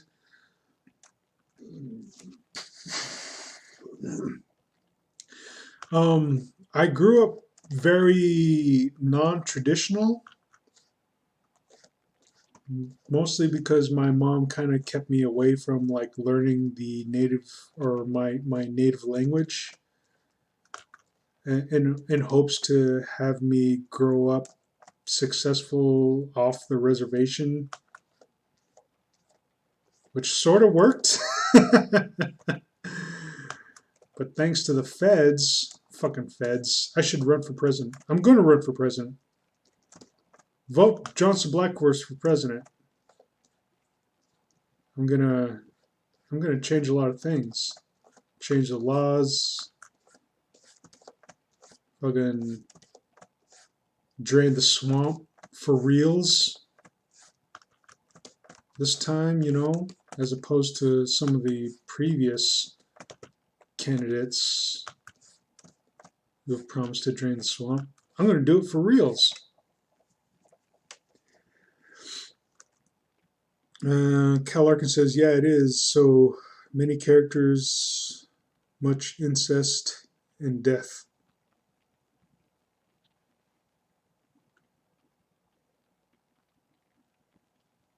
Is that in reference to King of Thrones? Christina Petrov says, I liked Adventure Time because the Marceline Ice King cute story. Yeah, that friggin' story was a friggin' adorable. It was not just adorable, it was just like very it was very heartwarming.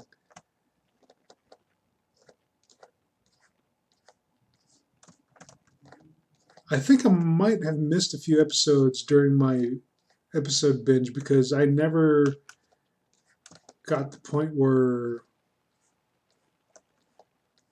like Marceline became the or how did Marceline come to Earth if she's like some sort of like demon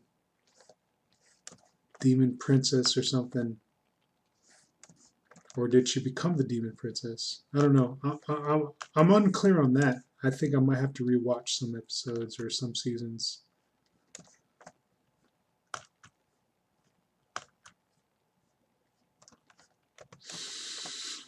Cal Larkin says, referring to Game of Thrones. Oh, okay, yeah, I thought you were.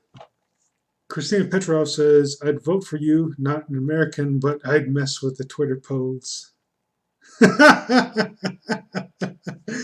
Oh no, that would be the last thing I need is collusion with anyone outside of America.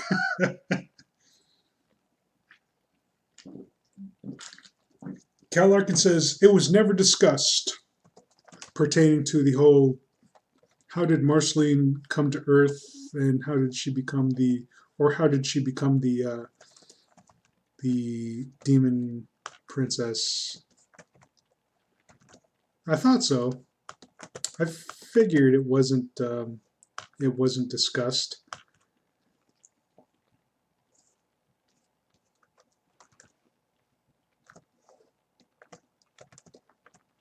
Kellogg says, well, a bit was in the miniseries. Okay, I didn't catch the miniseries. Majorcan King says, it was sort of shown. Damn it, I did miss it then. Burp. Burp. Burp. Oh, okay. Shoot. I don't know how to frame this question. I'm like too excited to just kind of throw it out there. But it pertains to old school cartoons.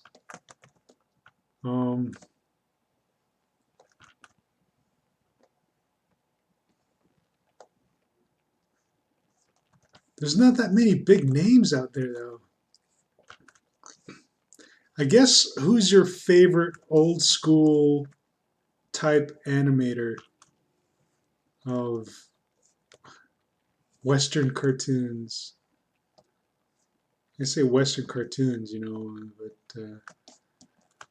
just non-anime cartoons. Who's your favorite animator? Christina Petrov says, "Do it, bro, do it." Cal Larkin says, "What's not to get Hudson Abadir went topside and stuck his wife? Watch Stakes." Okay, I better watch this Adventure Time Stakes miniseries. Christina Petrov says, "Ooh, Hanna-Barbera, of course. Huckleberry Hound is my love." Oh. Huckleberry Hound, that's a name I haven't heard in a while.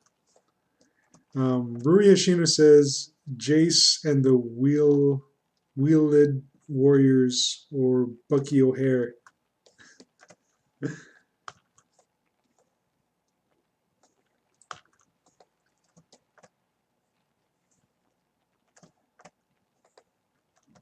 Well, I wasn't talking about cartoon characters, but if we're going that route, if we're steering that toward that route, I guess I would have to say oh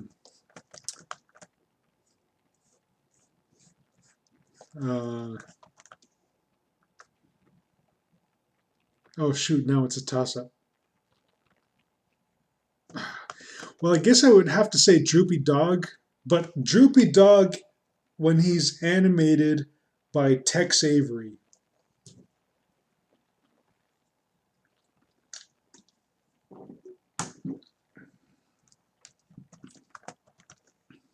Because I believe Tex Avery is one of the iconic Western animators when pertaining to Western cartoons, Western animated cartoons.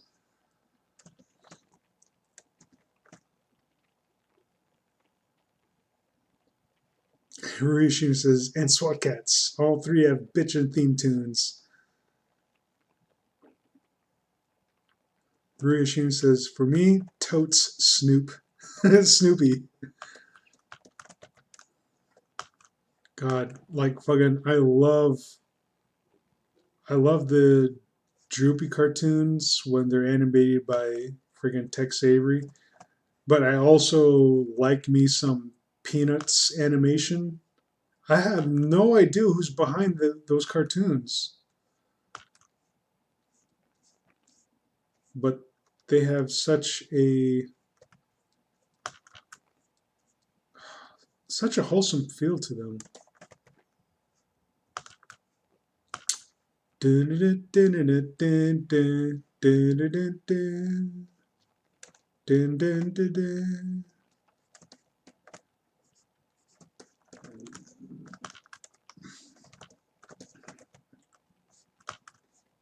As a kid, whenever a holiday would roll around, I would always be looking forward to whatever Peanuts animation they would have as a special.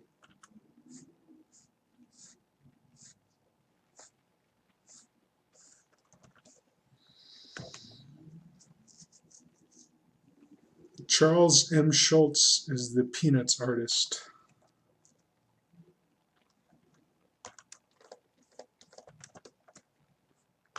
Yeah, but is he the animator? Did he animate? All I know him as is the creator and cartoonist.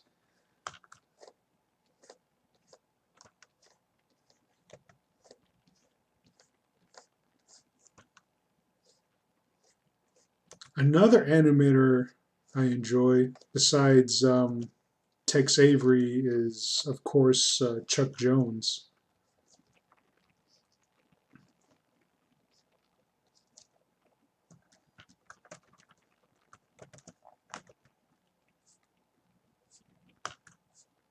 Oh wait, I don't think I ever bothered answering that question that Christina Petrov had. What your favorite TV show? What are your favorite TV shows? Well, I did concur with her on Breaking Bad. Um, TV shows, TV shows, TV shows. I guess I'm watching a bunch of animated TV shows nowadays. Just catching them on Hulu, like Archer and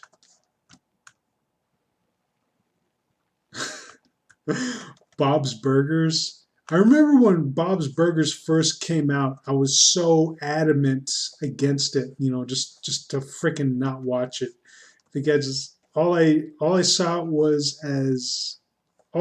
as was just another was just a Simpsons ripoff because of the whole like overbite um, character design that a lot of the characters share. And I didn't want to give it the time of the day until one day I was out of shit to watch until like fucking like what, I guess I'll give Bob's Burgers a watch just to see how fucking crappy it is. Yeah, that's what I'll do. And so I watched one episode and I didn't hate it. And I watched the second episode and I didn't hate it. I watched a third episode and I began to like it. And then I went on a whole Bob's Burgers binge, and now I just fucking watch Bob's Burgers whenever I'm bored and there's really nothing to watch. Oh. Okay, Charles M. Schultz is a Peanuts artist. Cal Arkin says, makes my heart happy. He was the cartoonist, I believe. What about John Kay? Oh, John Kay. Yeah, he was pretty influential in some of my artwork, like here and there back in the day. CNKND. Oh, Cartoon Network's Kids Next Door. That's my little brother saying that his favorite Cartoon Network's Kids Next Door. Christina Petrov says, "Oh yeah, Stellan is right. It was cool as fuck." Kellock says, "Bob's Burgers is the bomb." Christina Petrov retracted her message. Now I'm just curious as to what it was.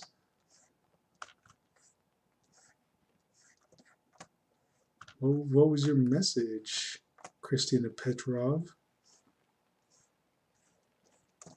Was it something disturbing?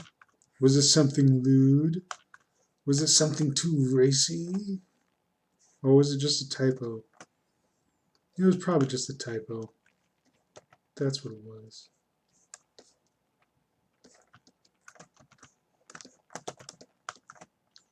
I think we're having too much fun on this stream.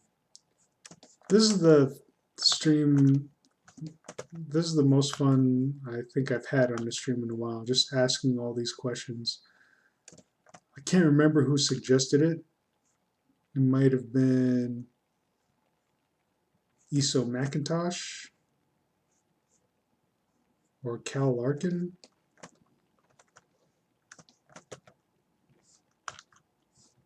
I can't remember who it was, but good suggestion. Asking all these questions and all this stuff has been pretty fun.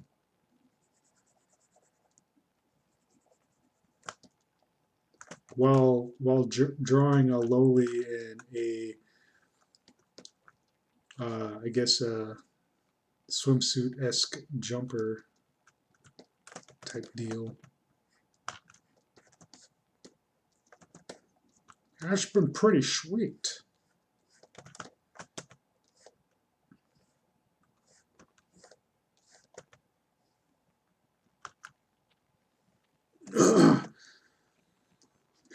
Christina Petrov says it's a secret. Chimichuk says Code Lyoko is my favorite. I remember watching Code Lyoko like way back in the day on Cartoon Network. Couldn't quite get into it because like fucking I think I was moving around a little bit here and there. And every time I was able to catch an episode, I just missed too much info, so I just fell out of it.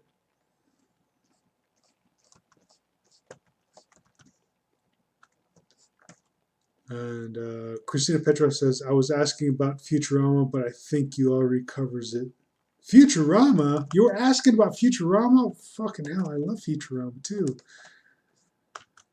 Oh God, I wish it didn't get canceled. I felt like there was just so much more they needed to cover.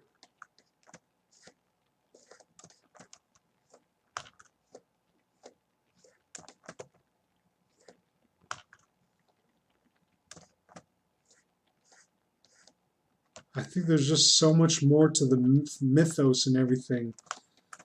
Because I felt like Nibbler was alluding to just like a bigger outcome to Fry and Leela's relationship, something more epic than how it ended. But I believe they just had to end it the way they did, simply because the support or the funding wasn't there.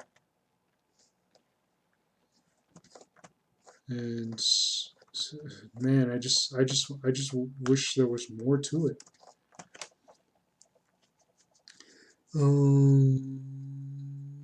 Chumchuk says, and then Titans.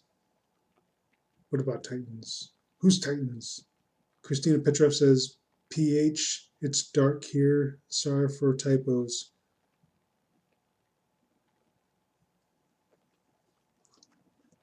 Are you watching internet by candlelight?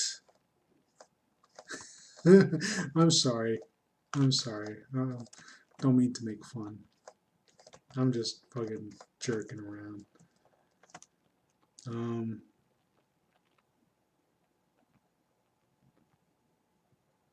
Teen Titans. And my little brother says, keep reading. Keep reading what? I don't know what that pertains to, little brother.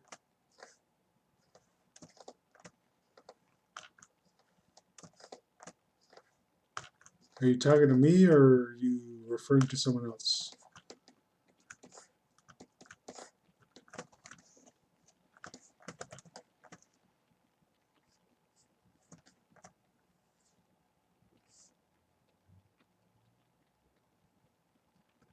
Titans? What is Titans? Oh, yeah, okay. And then if I had kept reading, Chimichurks would have said Teen Titans. That's what you were referring to. All right, I get it. I get it now.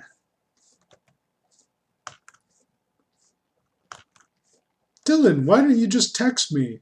Don't you have my number? You could get my number from Mom or Rhiannon. Rhiannon pops in every now and then. And so does Edward, using Mom's account. Rhiannon was here last time. Baby brother used to be here a lot also. I don't know what he's doing. Unless he's watching with you.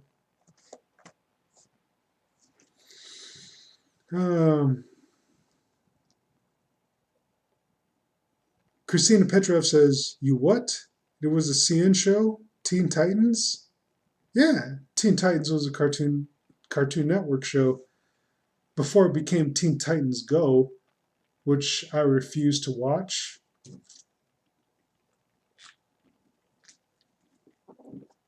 I used to watch me some Teen Titans back in the day. Teen Titans. Wait. Yeah. Teen Titans before it became Teen Titans Go. Dylan Lanza says, keep reading to get Teen Titans. Yeah, watching his best Go is awesome. No, I refuse to believe that. If my little brother likes it, it might be worth a watch, so I might watch an episode. Christina Petrov says, no, it is not. Okay, I won't watch it then. Cal Larkin says, they made a live action. What? Oh, okay, yeah, I remember like the whole like live action Teen Titans thing. Yeah, it was bad. Like I saw some reactions to the whole like Robin saying "fuck Batman." It's like, oh, what, Robin? You're just saying that to be edgy, to appeal to your teen audience. Oh, it's such a pandering cash grab. Yeah, yeah. It seemed bad. It seemed really bad. I haven't heard anything from it since. My little brother says, yes, yes, believe it. Callaghan says, Go is heresy. Then they even admit it. Go is great. I'd watch it. Oh, man. I do admit that Go does have its moments because I've seen some of them highlighted in some YouTube videos.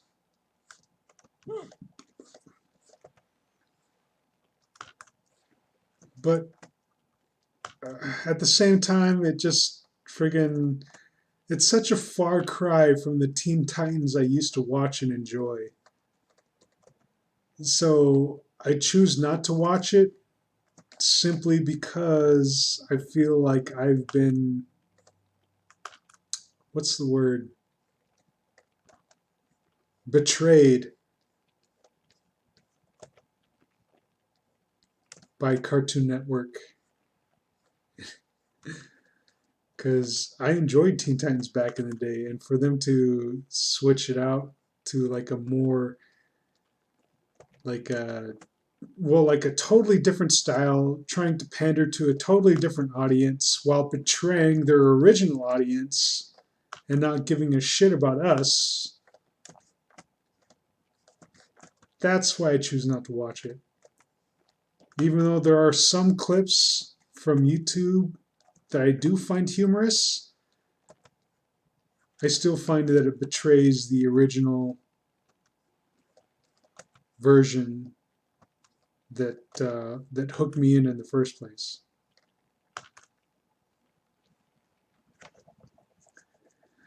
Kellerman says there was a whole episode dedicated to acknowledging how lame Go was to the OG. Yeah, I've seen like a coverage of that. My little brother says, watch it without the whole previous context. Being a critic while watching it ain't fun. Kellerman says, no. My little brother says, yes, you can't ignore the OG. My little brother says, one bet. Okay, fine, little bro. Fine. I'll dig it up on Hulu and I'll watch an episode. Maybe I'll make a reaction video about it and cut it together and everything.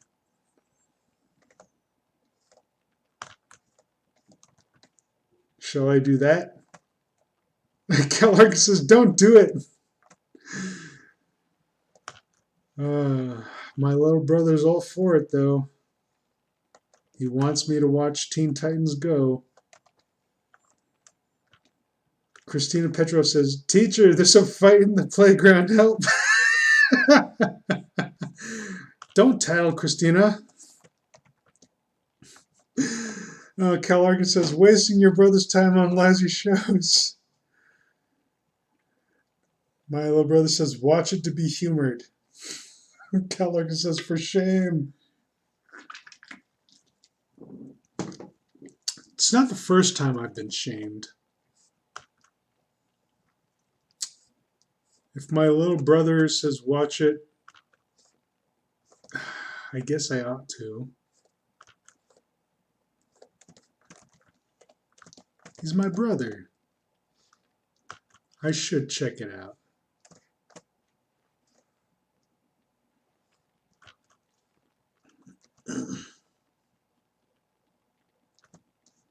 Wait, Dylan.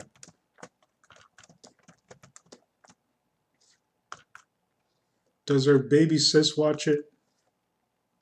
Does Rhiannon watch it? Does she enjoy it? She's almost my carbon copy, so...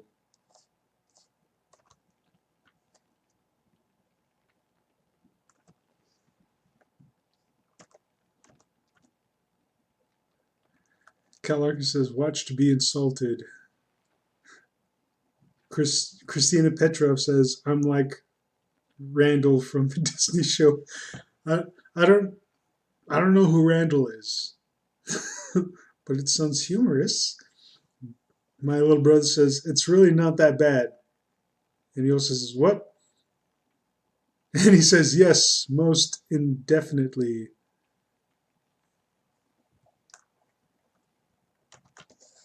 Don't you mean most definitely? I think... Does indefinite mean the same thing? I gotta look that up real quick.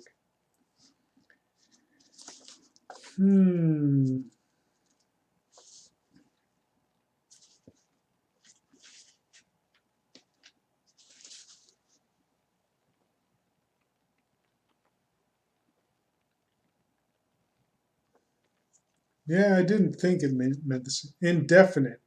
Not defining or identifying. Not precise. Having no fixed limits. Wait. Okay, that might fit.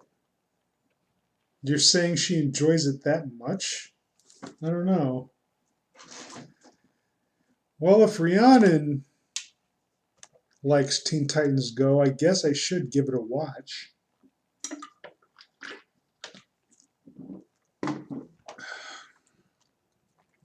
Cal Larkin says, recess! I never got too much into recess. Oh man, I did watch me some freaking Magic School Bus way back in the day. Oh shoot. Whenever I get off my restrictions, I should do some R34 of the Magic School Bus. which is something I joked about doing back in prison. Oh, shit. Christina Petrov says, "Oh, I found it, Disney's Recess." My little brother says, "Whoa, you had a dictionary handy?" Yes, I do. Cal Larkin says, "Recess." Still, my little brother says, meaning she would totally watch it. You're not exactly same. Well, you said indefinite, which means like her enjoyment of it would be indefinable, which kind of made me puzzled. But then reading some of the definitions for indefinite means that it's her enjoyment for it might be unlimited. So I don't know. I might have to ask her on Facebook. Hey, baby sis, Dylan says that you really like this Teen Titans Go show. Is it really worth a watch? I just thought I'd ask you before I give it a shot. In fact, I think I'm going to ask her right now. Christina Petrov says, "Wish I had a dab emoji." Cal Arkin says, "Twizzle." Miss Frizzle. Yes, Miss Frizzle. Chimichuk says, "I'm now remembering Recess had a movie." Yes, it did. Oh, yeah. It ended with that song, Green Tambourine. I'm now remembering Recess had a movie. I'm remembering it being advertised a lot long ago, especially Hey Arnold. Yeah, Hey Arnold had a movie, but I never watched it. My little brother says yes. Hey, Kyle Larkin says Hey Arnold got their jungle movie. Hey Arnold had a jungle movie? I thought that was the Wild Thornberries. Anyway, let me see. Facebook.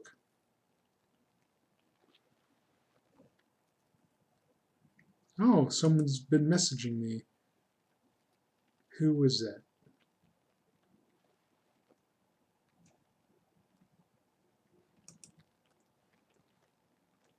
Oh,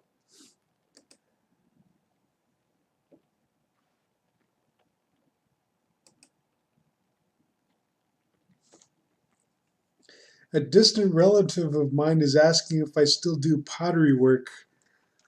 I never did pottery work.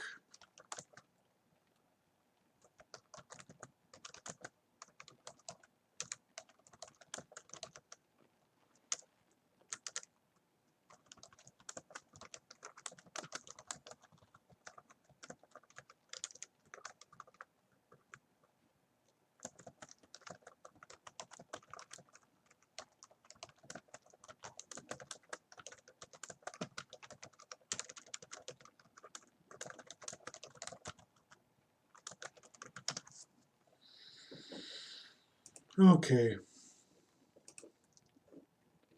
there we go.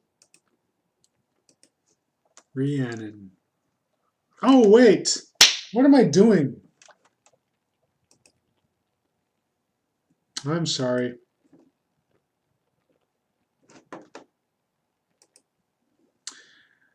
Baby sis told me not to contact her on Facebook because she's not on it all that much. Best way to contact her is via text. So I shall text her. Well, it's Friday. Right now. Baby sis.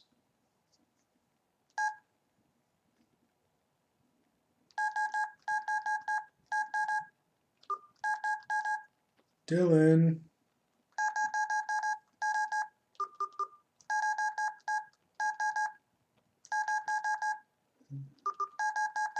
Says I should watch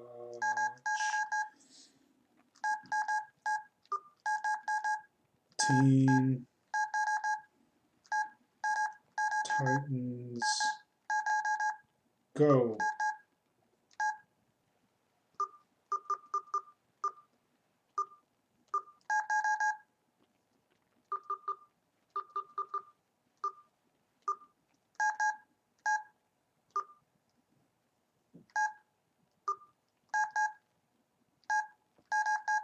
What do you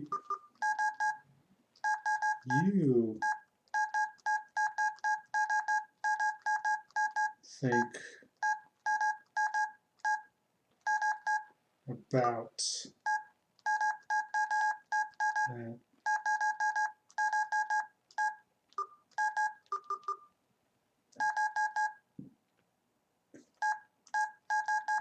show?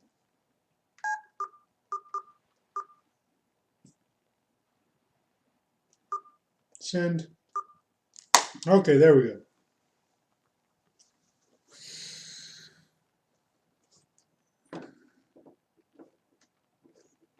Okay, where, whoa.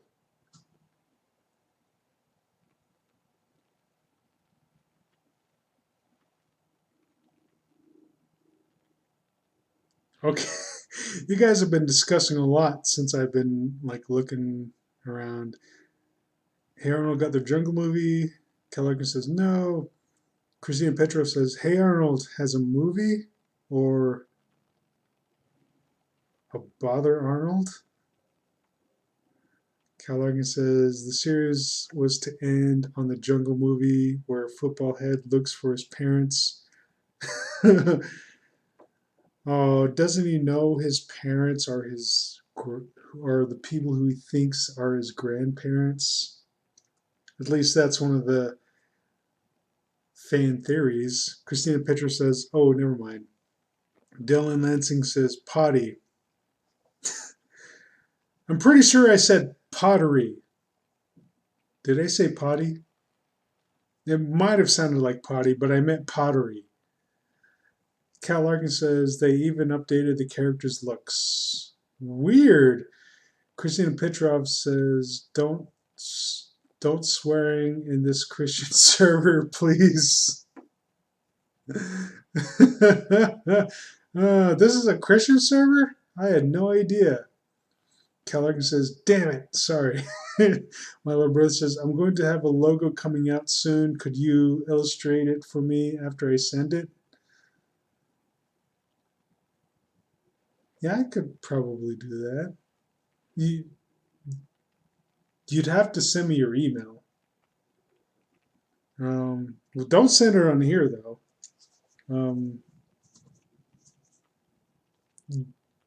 Get my phone number from either mom, dad, or Rhiannon, and then text me your email. Cal Argan says, oh, geez, the flip phone.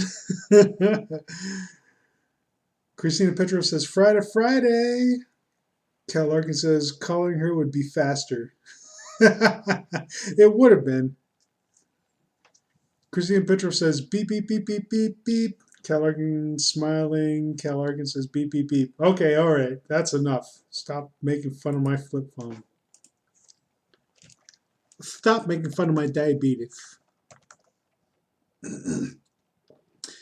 Hey, Cal McLaughlin. I have a lisp and I have diabetes.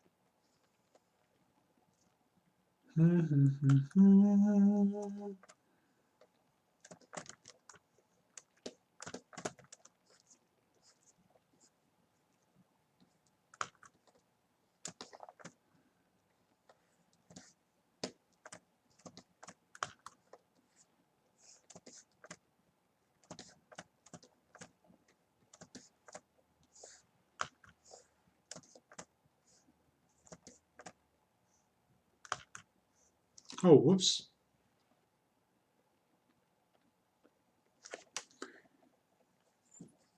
My little brother says it'll be drawn logo that would need to be then illustrated to appeal better online or appear better online. Oh yeah, I got the tools and I got the programs to do that. No problem. Just come to me. Christina Petrov says, "What are your thoughts on ASMR?" Oh, what are my thoughts on ASMR? Christina Petrov says, "Because I love it, except the ASMR thoughts, to be honest." This is my ASMR segment where you can hear me drawing.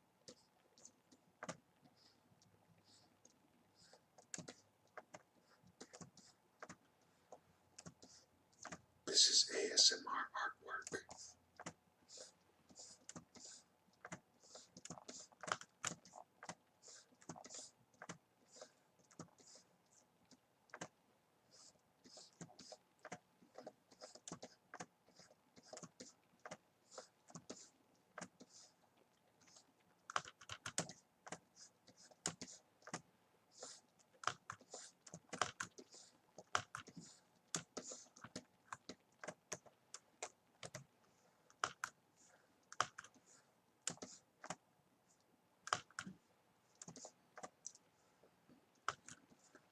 Like, comment, and subscribe if you want more ASMR drawing, and I will make another ASMR drawing channel. Oh, geez. Christina Petrov says, "I'm going to clip this and save it, believe me." Really? Really? Am I that good with ASMR? Maybe I should get a better quality mic, because that's the gist of what I know about ASMR, is that they speak very, very softly and just do random sounds.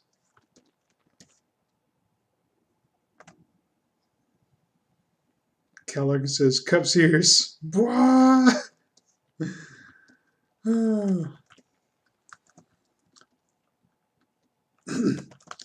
I'm gonna do another stint right here.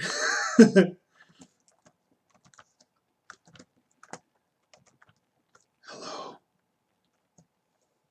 subscribers, patrons, fans, followers, supporters, and generally anybody who happens to stumble across my videos.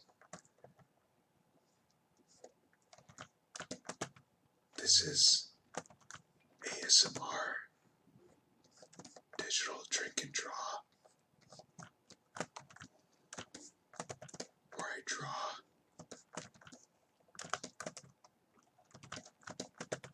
and drink.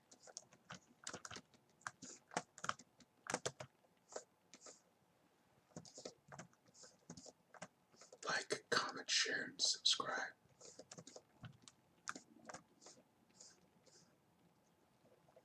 This is the drawing portion.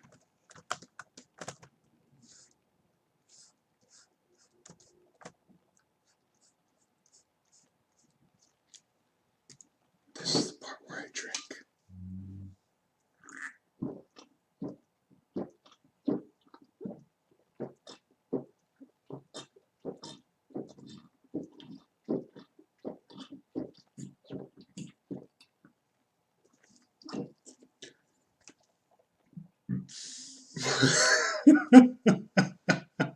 Okay, that's enough of that.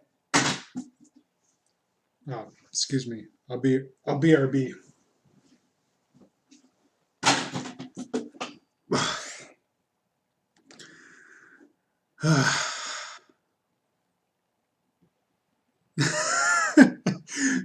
Christina says the whole chat just fell asleep.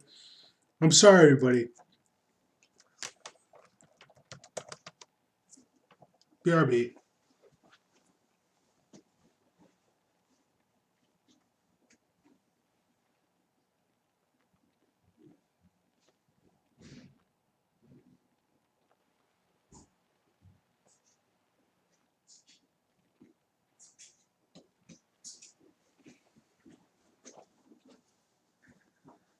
Ah, and I'm back.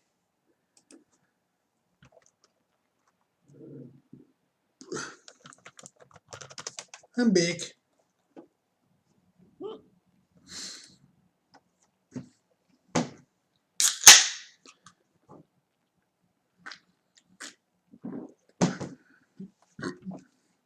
Oh, excuse me. I just thought of another thing. How about...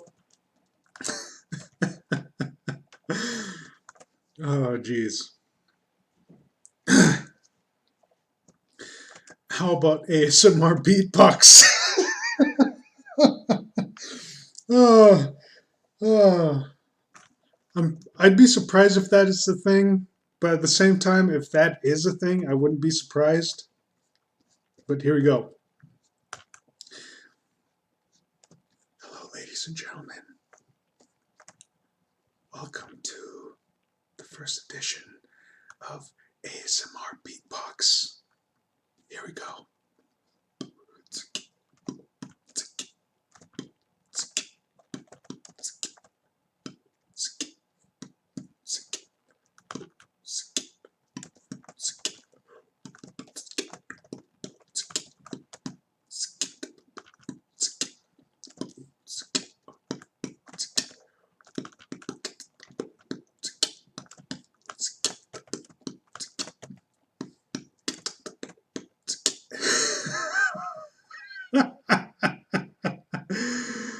Oh, shoot. Uh, Christina Petrov says, wait a minute, do you play any games? RN? What's RN? What's RN in reference to? Do you play any games right now? Oh, no. I'm sorry.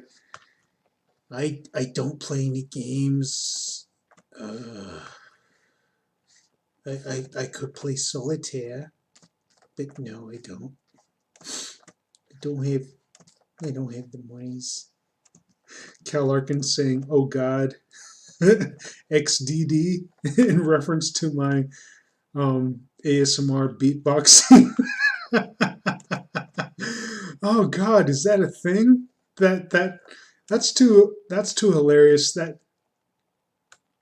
That's too hilarious to not be a thing. My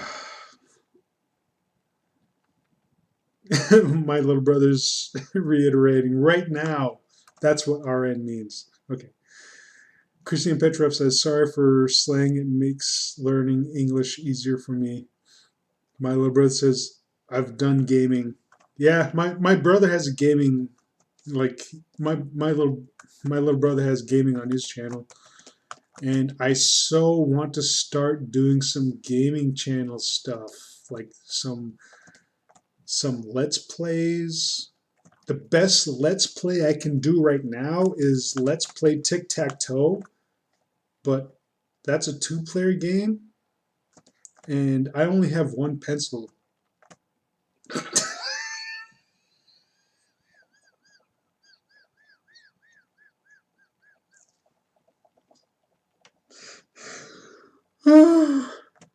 Such a fucking lame joke. Of course that's a lie. I'm an artist. I have multiple pencils, but I mean, yeah, I hope you get it.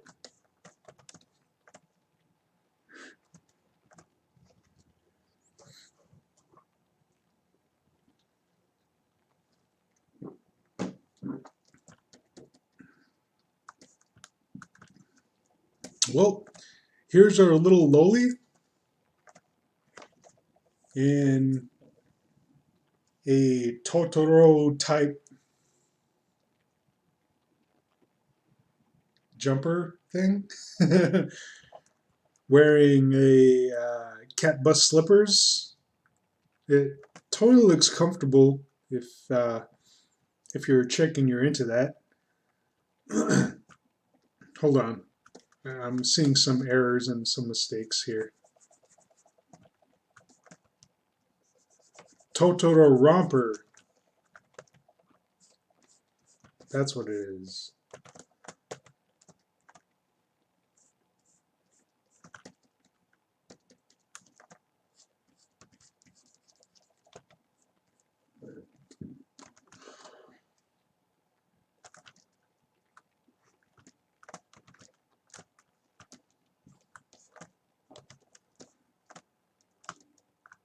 Let's color these portions in.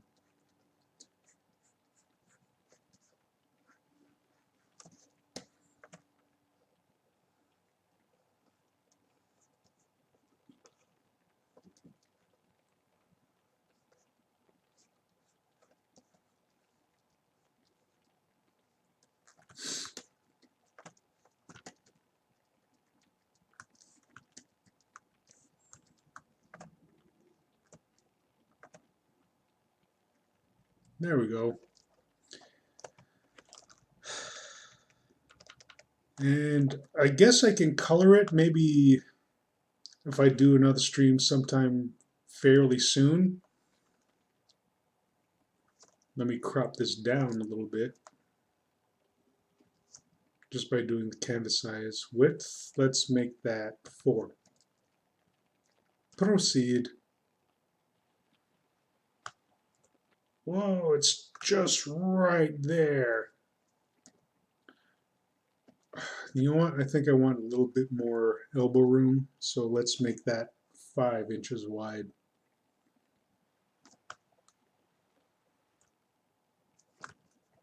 On second thought,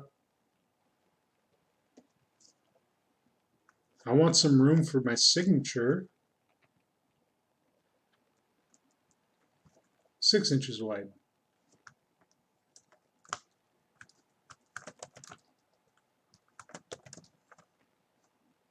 Whoops. No, let's make that. There we go. I think that's a little too thick. Not thick enough.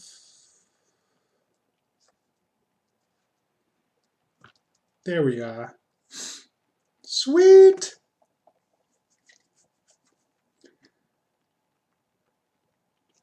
Oh, the chat's been going on a little bit. Let me catch up with that. Oh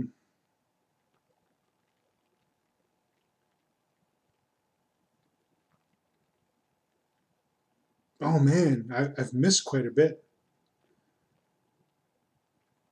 Okay, my little brother says I've done gaming. Christina Petrov at my little brother says, do you even Apex? Says, she also says, wait, what? My little brother says, no, I don't even Apex. Cal Arkins gives the expression XP. Christina Petrov says, why not? It's the new Fortnite. Cal Arkins says, Totoro Romper. And that's when I'm just like, oh yeah, Romper. Majorcan King says, looks sweet. My little brother says, I hardly even play Fortnite. Christina Petrov says, oh. Little brother says, it looks super fun though. I'm more into solo horror games. Yes, I love horror games. Arrgh, so fucking scary. Christina Petrov says, oh, I don't like horror games. They're literally too scary for me. I'm really coward for games, lol. Aw. Cal Larkin says, have you played the Resident Evil 2 remake? Fucking hell, I so want to play that. Damn.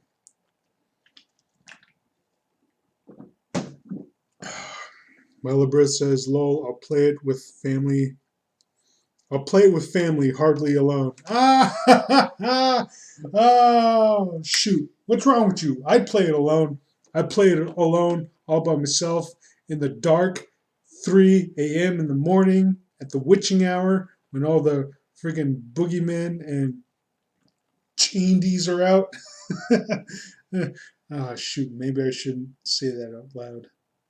Oh, man.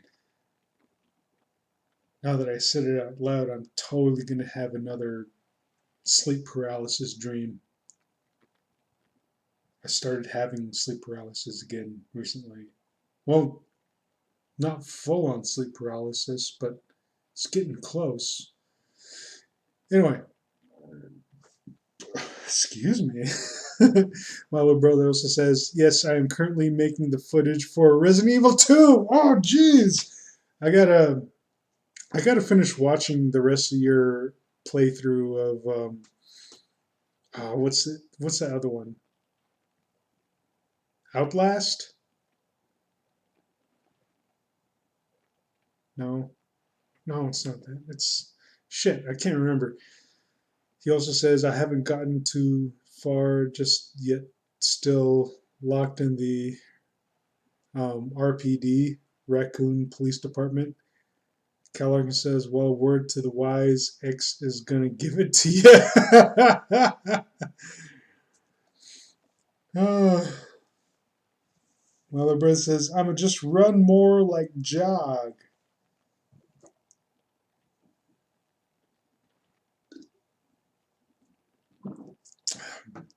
My brother says, yeah, yes, it's Outlast. I just finished putting together the last footage. Okay, I got to start catching up on that. Callaghan says he hears over loud step. He hears every loud step. Oh, Mr. X. Yes, X gonna give it to you. Huh. Oh, my little brother says he finished it pertaining to Outlast. Things so kind of like a liquor. Oh man, they respond to noise too in the remake? Damn it, I so want to play this game. Jeez. Okay, getting back to this thing, here's the line art. Pretty much, I shall release this line art on my Patreon. You can download it and color it however you want. Maybe I'll do a video sometime this weekend to color it myself. I don't know, but we shall see. Anyway, hope you all enjoyed this video. Cal and my brother are still talking back and forth about Resident Evil 2. I'm gonna have to check that out when I can, once I get a chance. So anyway, hope you all enjoyed this video. If you want to support the creation of more videos such as this, art tutorials, and just random drawing videos, just consider becoming a patron of mine. Oh shit, you know what? I forgot something. This whole belly circle, it's gotta come in like this, so oh this is it? Okay. So if you want to contribute to the creation of more videos such as this, I do have a Patreon page. The link is in the description below. So check out the link. I got a lot of free content there. Like all these videos that you see and all the videos there are for free. So if you click the video tab, you'll get access to all these free videos and stuff because they're free on YouTube anyway. That's how I post them. But for all the how to art tutorials, the accompanying Photoshop file I make with those, they're free for download. So check it out and everything. And there's a lot of free artwork there. So look around, and if you like what you see, then consider clicking that become a patron button. And I do have a lot more free artwork on my other websites, on DeviantArt, Furfinity, Ink Bunny, and my personal blog, Johnston Blackhorse, the one and only blogspot.com. So if you like any and all of that artwork, all the high resolution versions that you will, all the high resolution versions of those pieces that you see on those pages are available on my Patreon page. And if Patreon's not your thing, I also have a GoFundMe account. So if you still want to contribute, the GoFundMe link is also found in the description section below. But believe me, if you do become a patron, on my Patreon site, you get access to full-scale downloads as well as Photoshop files, Flash files, After Effects files, and whatever files that I work in. just so you can pick apart my artwork and all this stuff, this and that, and adjust them how you see fit, you're free to do so. And also, you get access to my Patreon Discord server, so you can look at any updates that I might have. I update the Discord server every now and then with works in progress here and there, and they get first access or first view on anything that I post before I post it. So that's a cool feature. So yeah. So if you enjoyed this video, please like it, share it, subscribe, ring that notification bell, and I totally forgot what I was going to say. Like it, share it, subscribe it, ring that notification bell. I totally slipped my mind. I'm sorry. I've been drinking and drawing. Get off my friggin' back. Anyway, I also like to thank all the people who participated in the chat. It's always awesome interacting with you people. Whenever you people like pop in, it's like freaking kick ass. And oh wow, the thing doesn't go all the way to the top. But thanks to Major Ken King, Cal Larkin, Ruri Hashino, who is also always a common staple, Jimmy Chalks. I'm pretty sure he's, yeah. And Christina Petrov, who I believe is a new addition to the chat. This is the first time I've seen her and interacted with her. And I'm seeing text or like messages here that I haven't seen yet. Oh man, like it looks like I missed a little bit of a conversation. But anyway, moving on. Also, thanks to oh, thanks to my little brother for dropping in, Dylan Lansing. It's always awesome having family pop in every now and then. Maybe sometime soon we can get all of our siblings in. That'd be like a little bit of a digital family reunion. But yeah, it's like pretty awesome interacting with all of you. And if I missed any names, I apologize. Unfortunately, the chat only goes back a certain amount of time before it cuts off. So anyone who participated in chat and interacted with me, like I do thank you and like hope to see you next time. So yeah, I might do another stream to color this lowly character dressed in a My Neighbor Tutorial romper. So until the next stream, I shall check y'all later. Sweet. Thanks. Bye.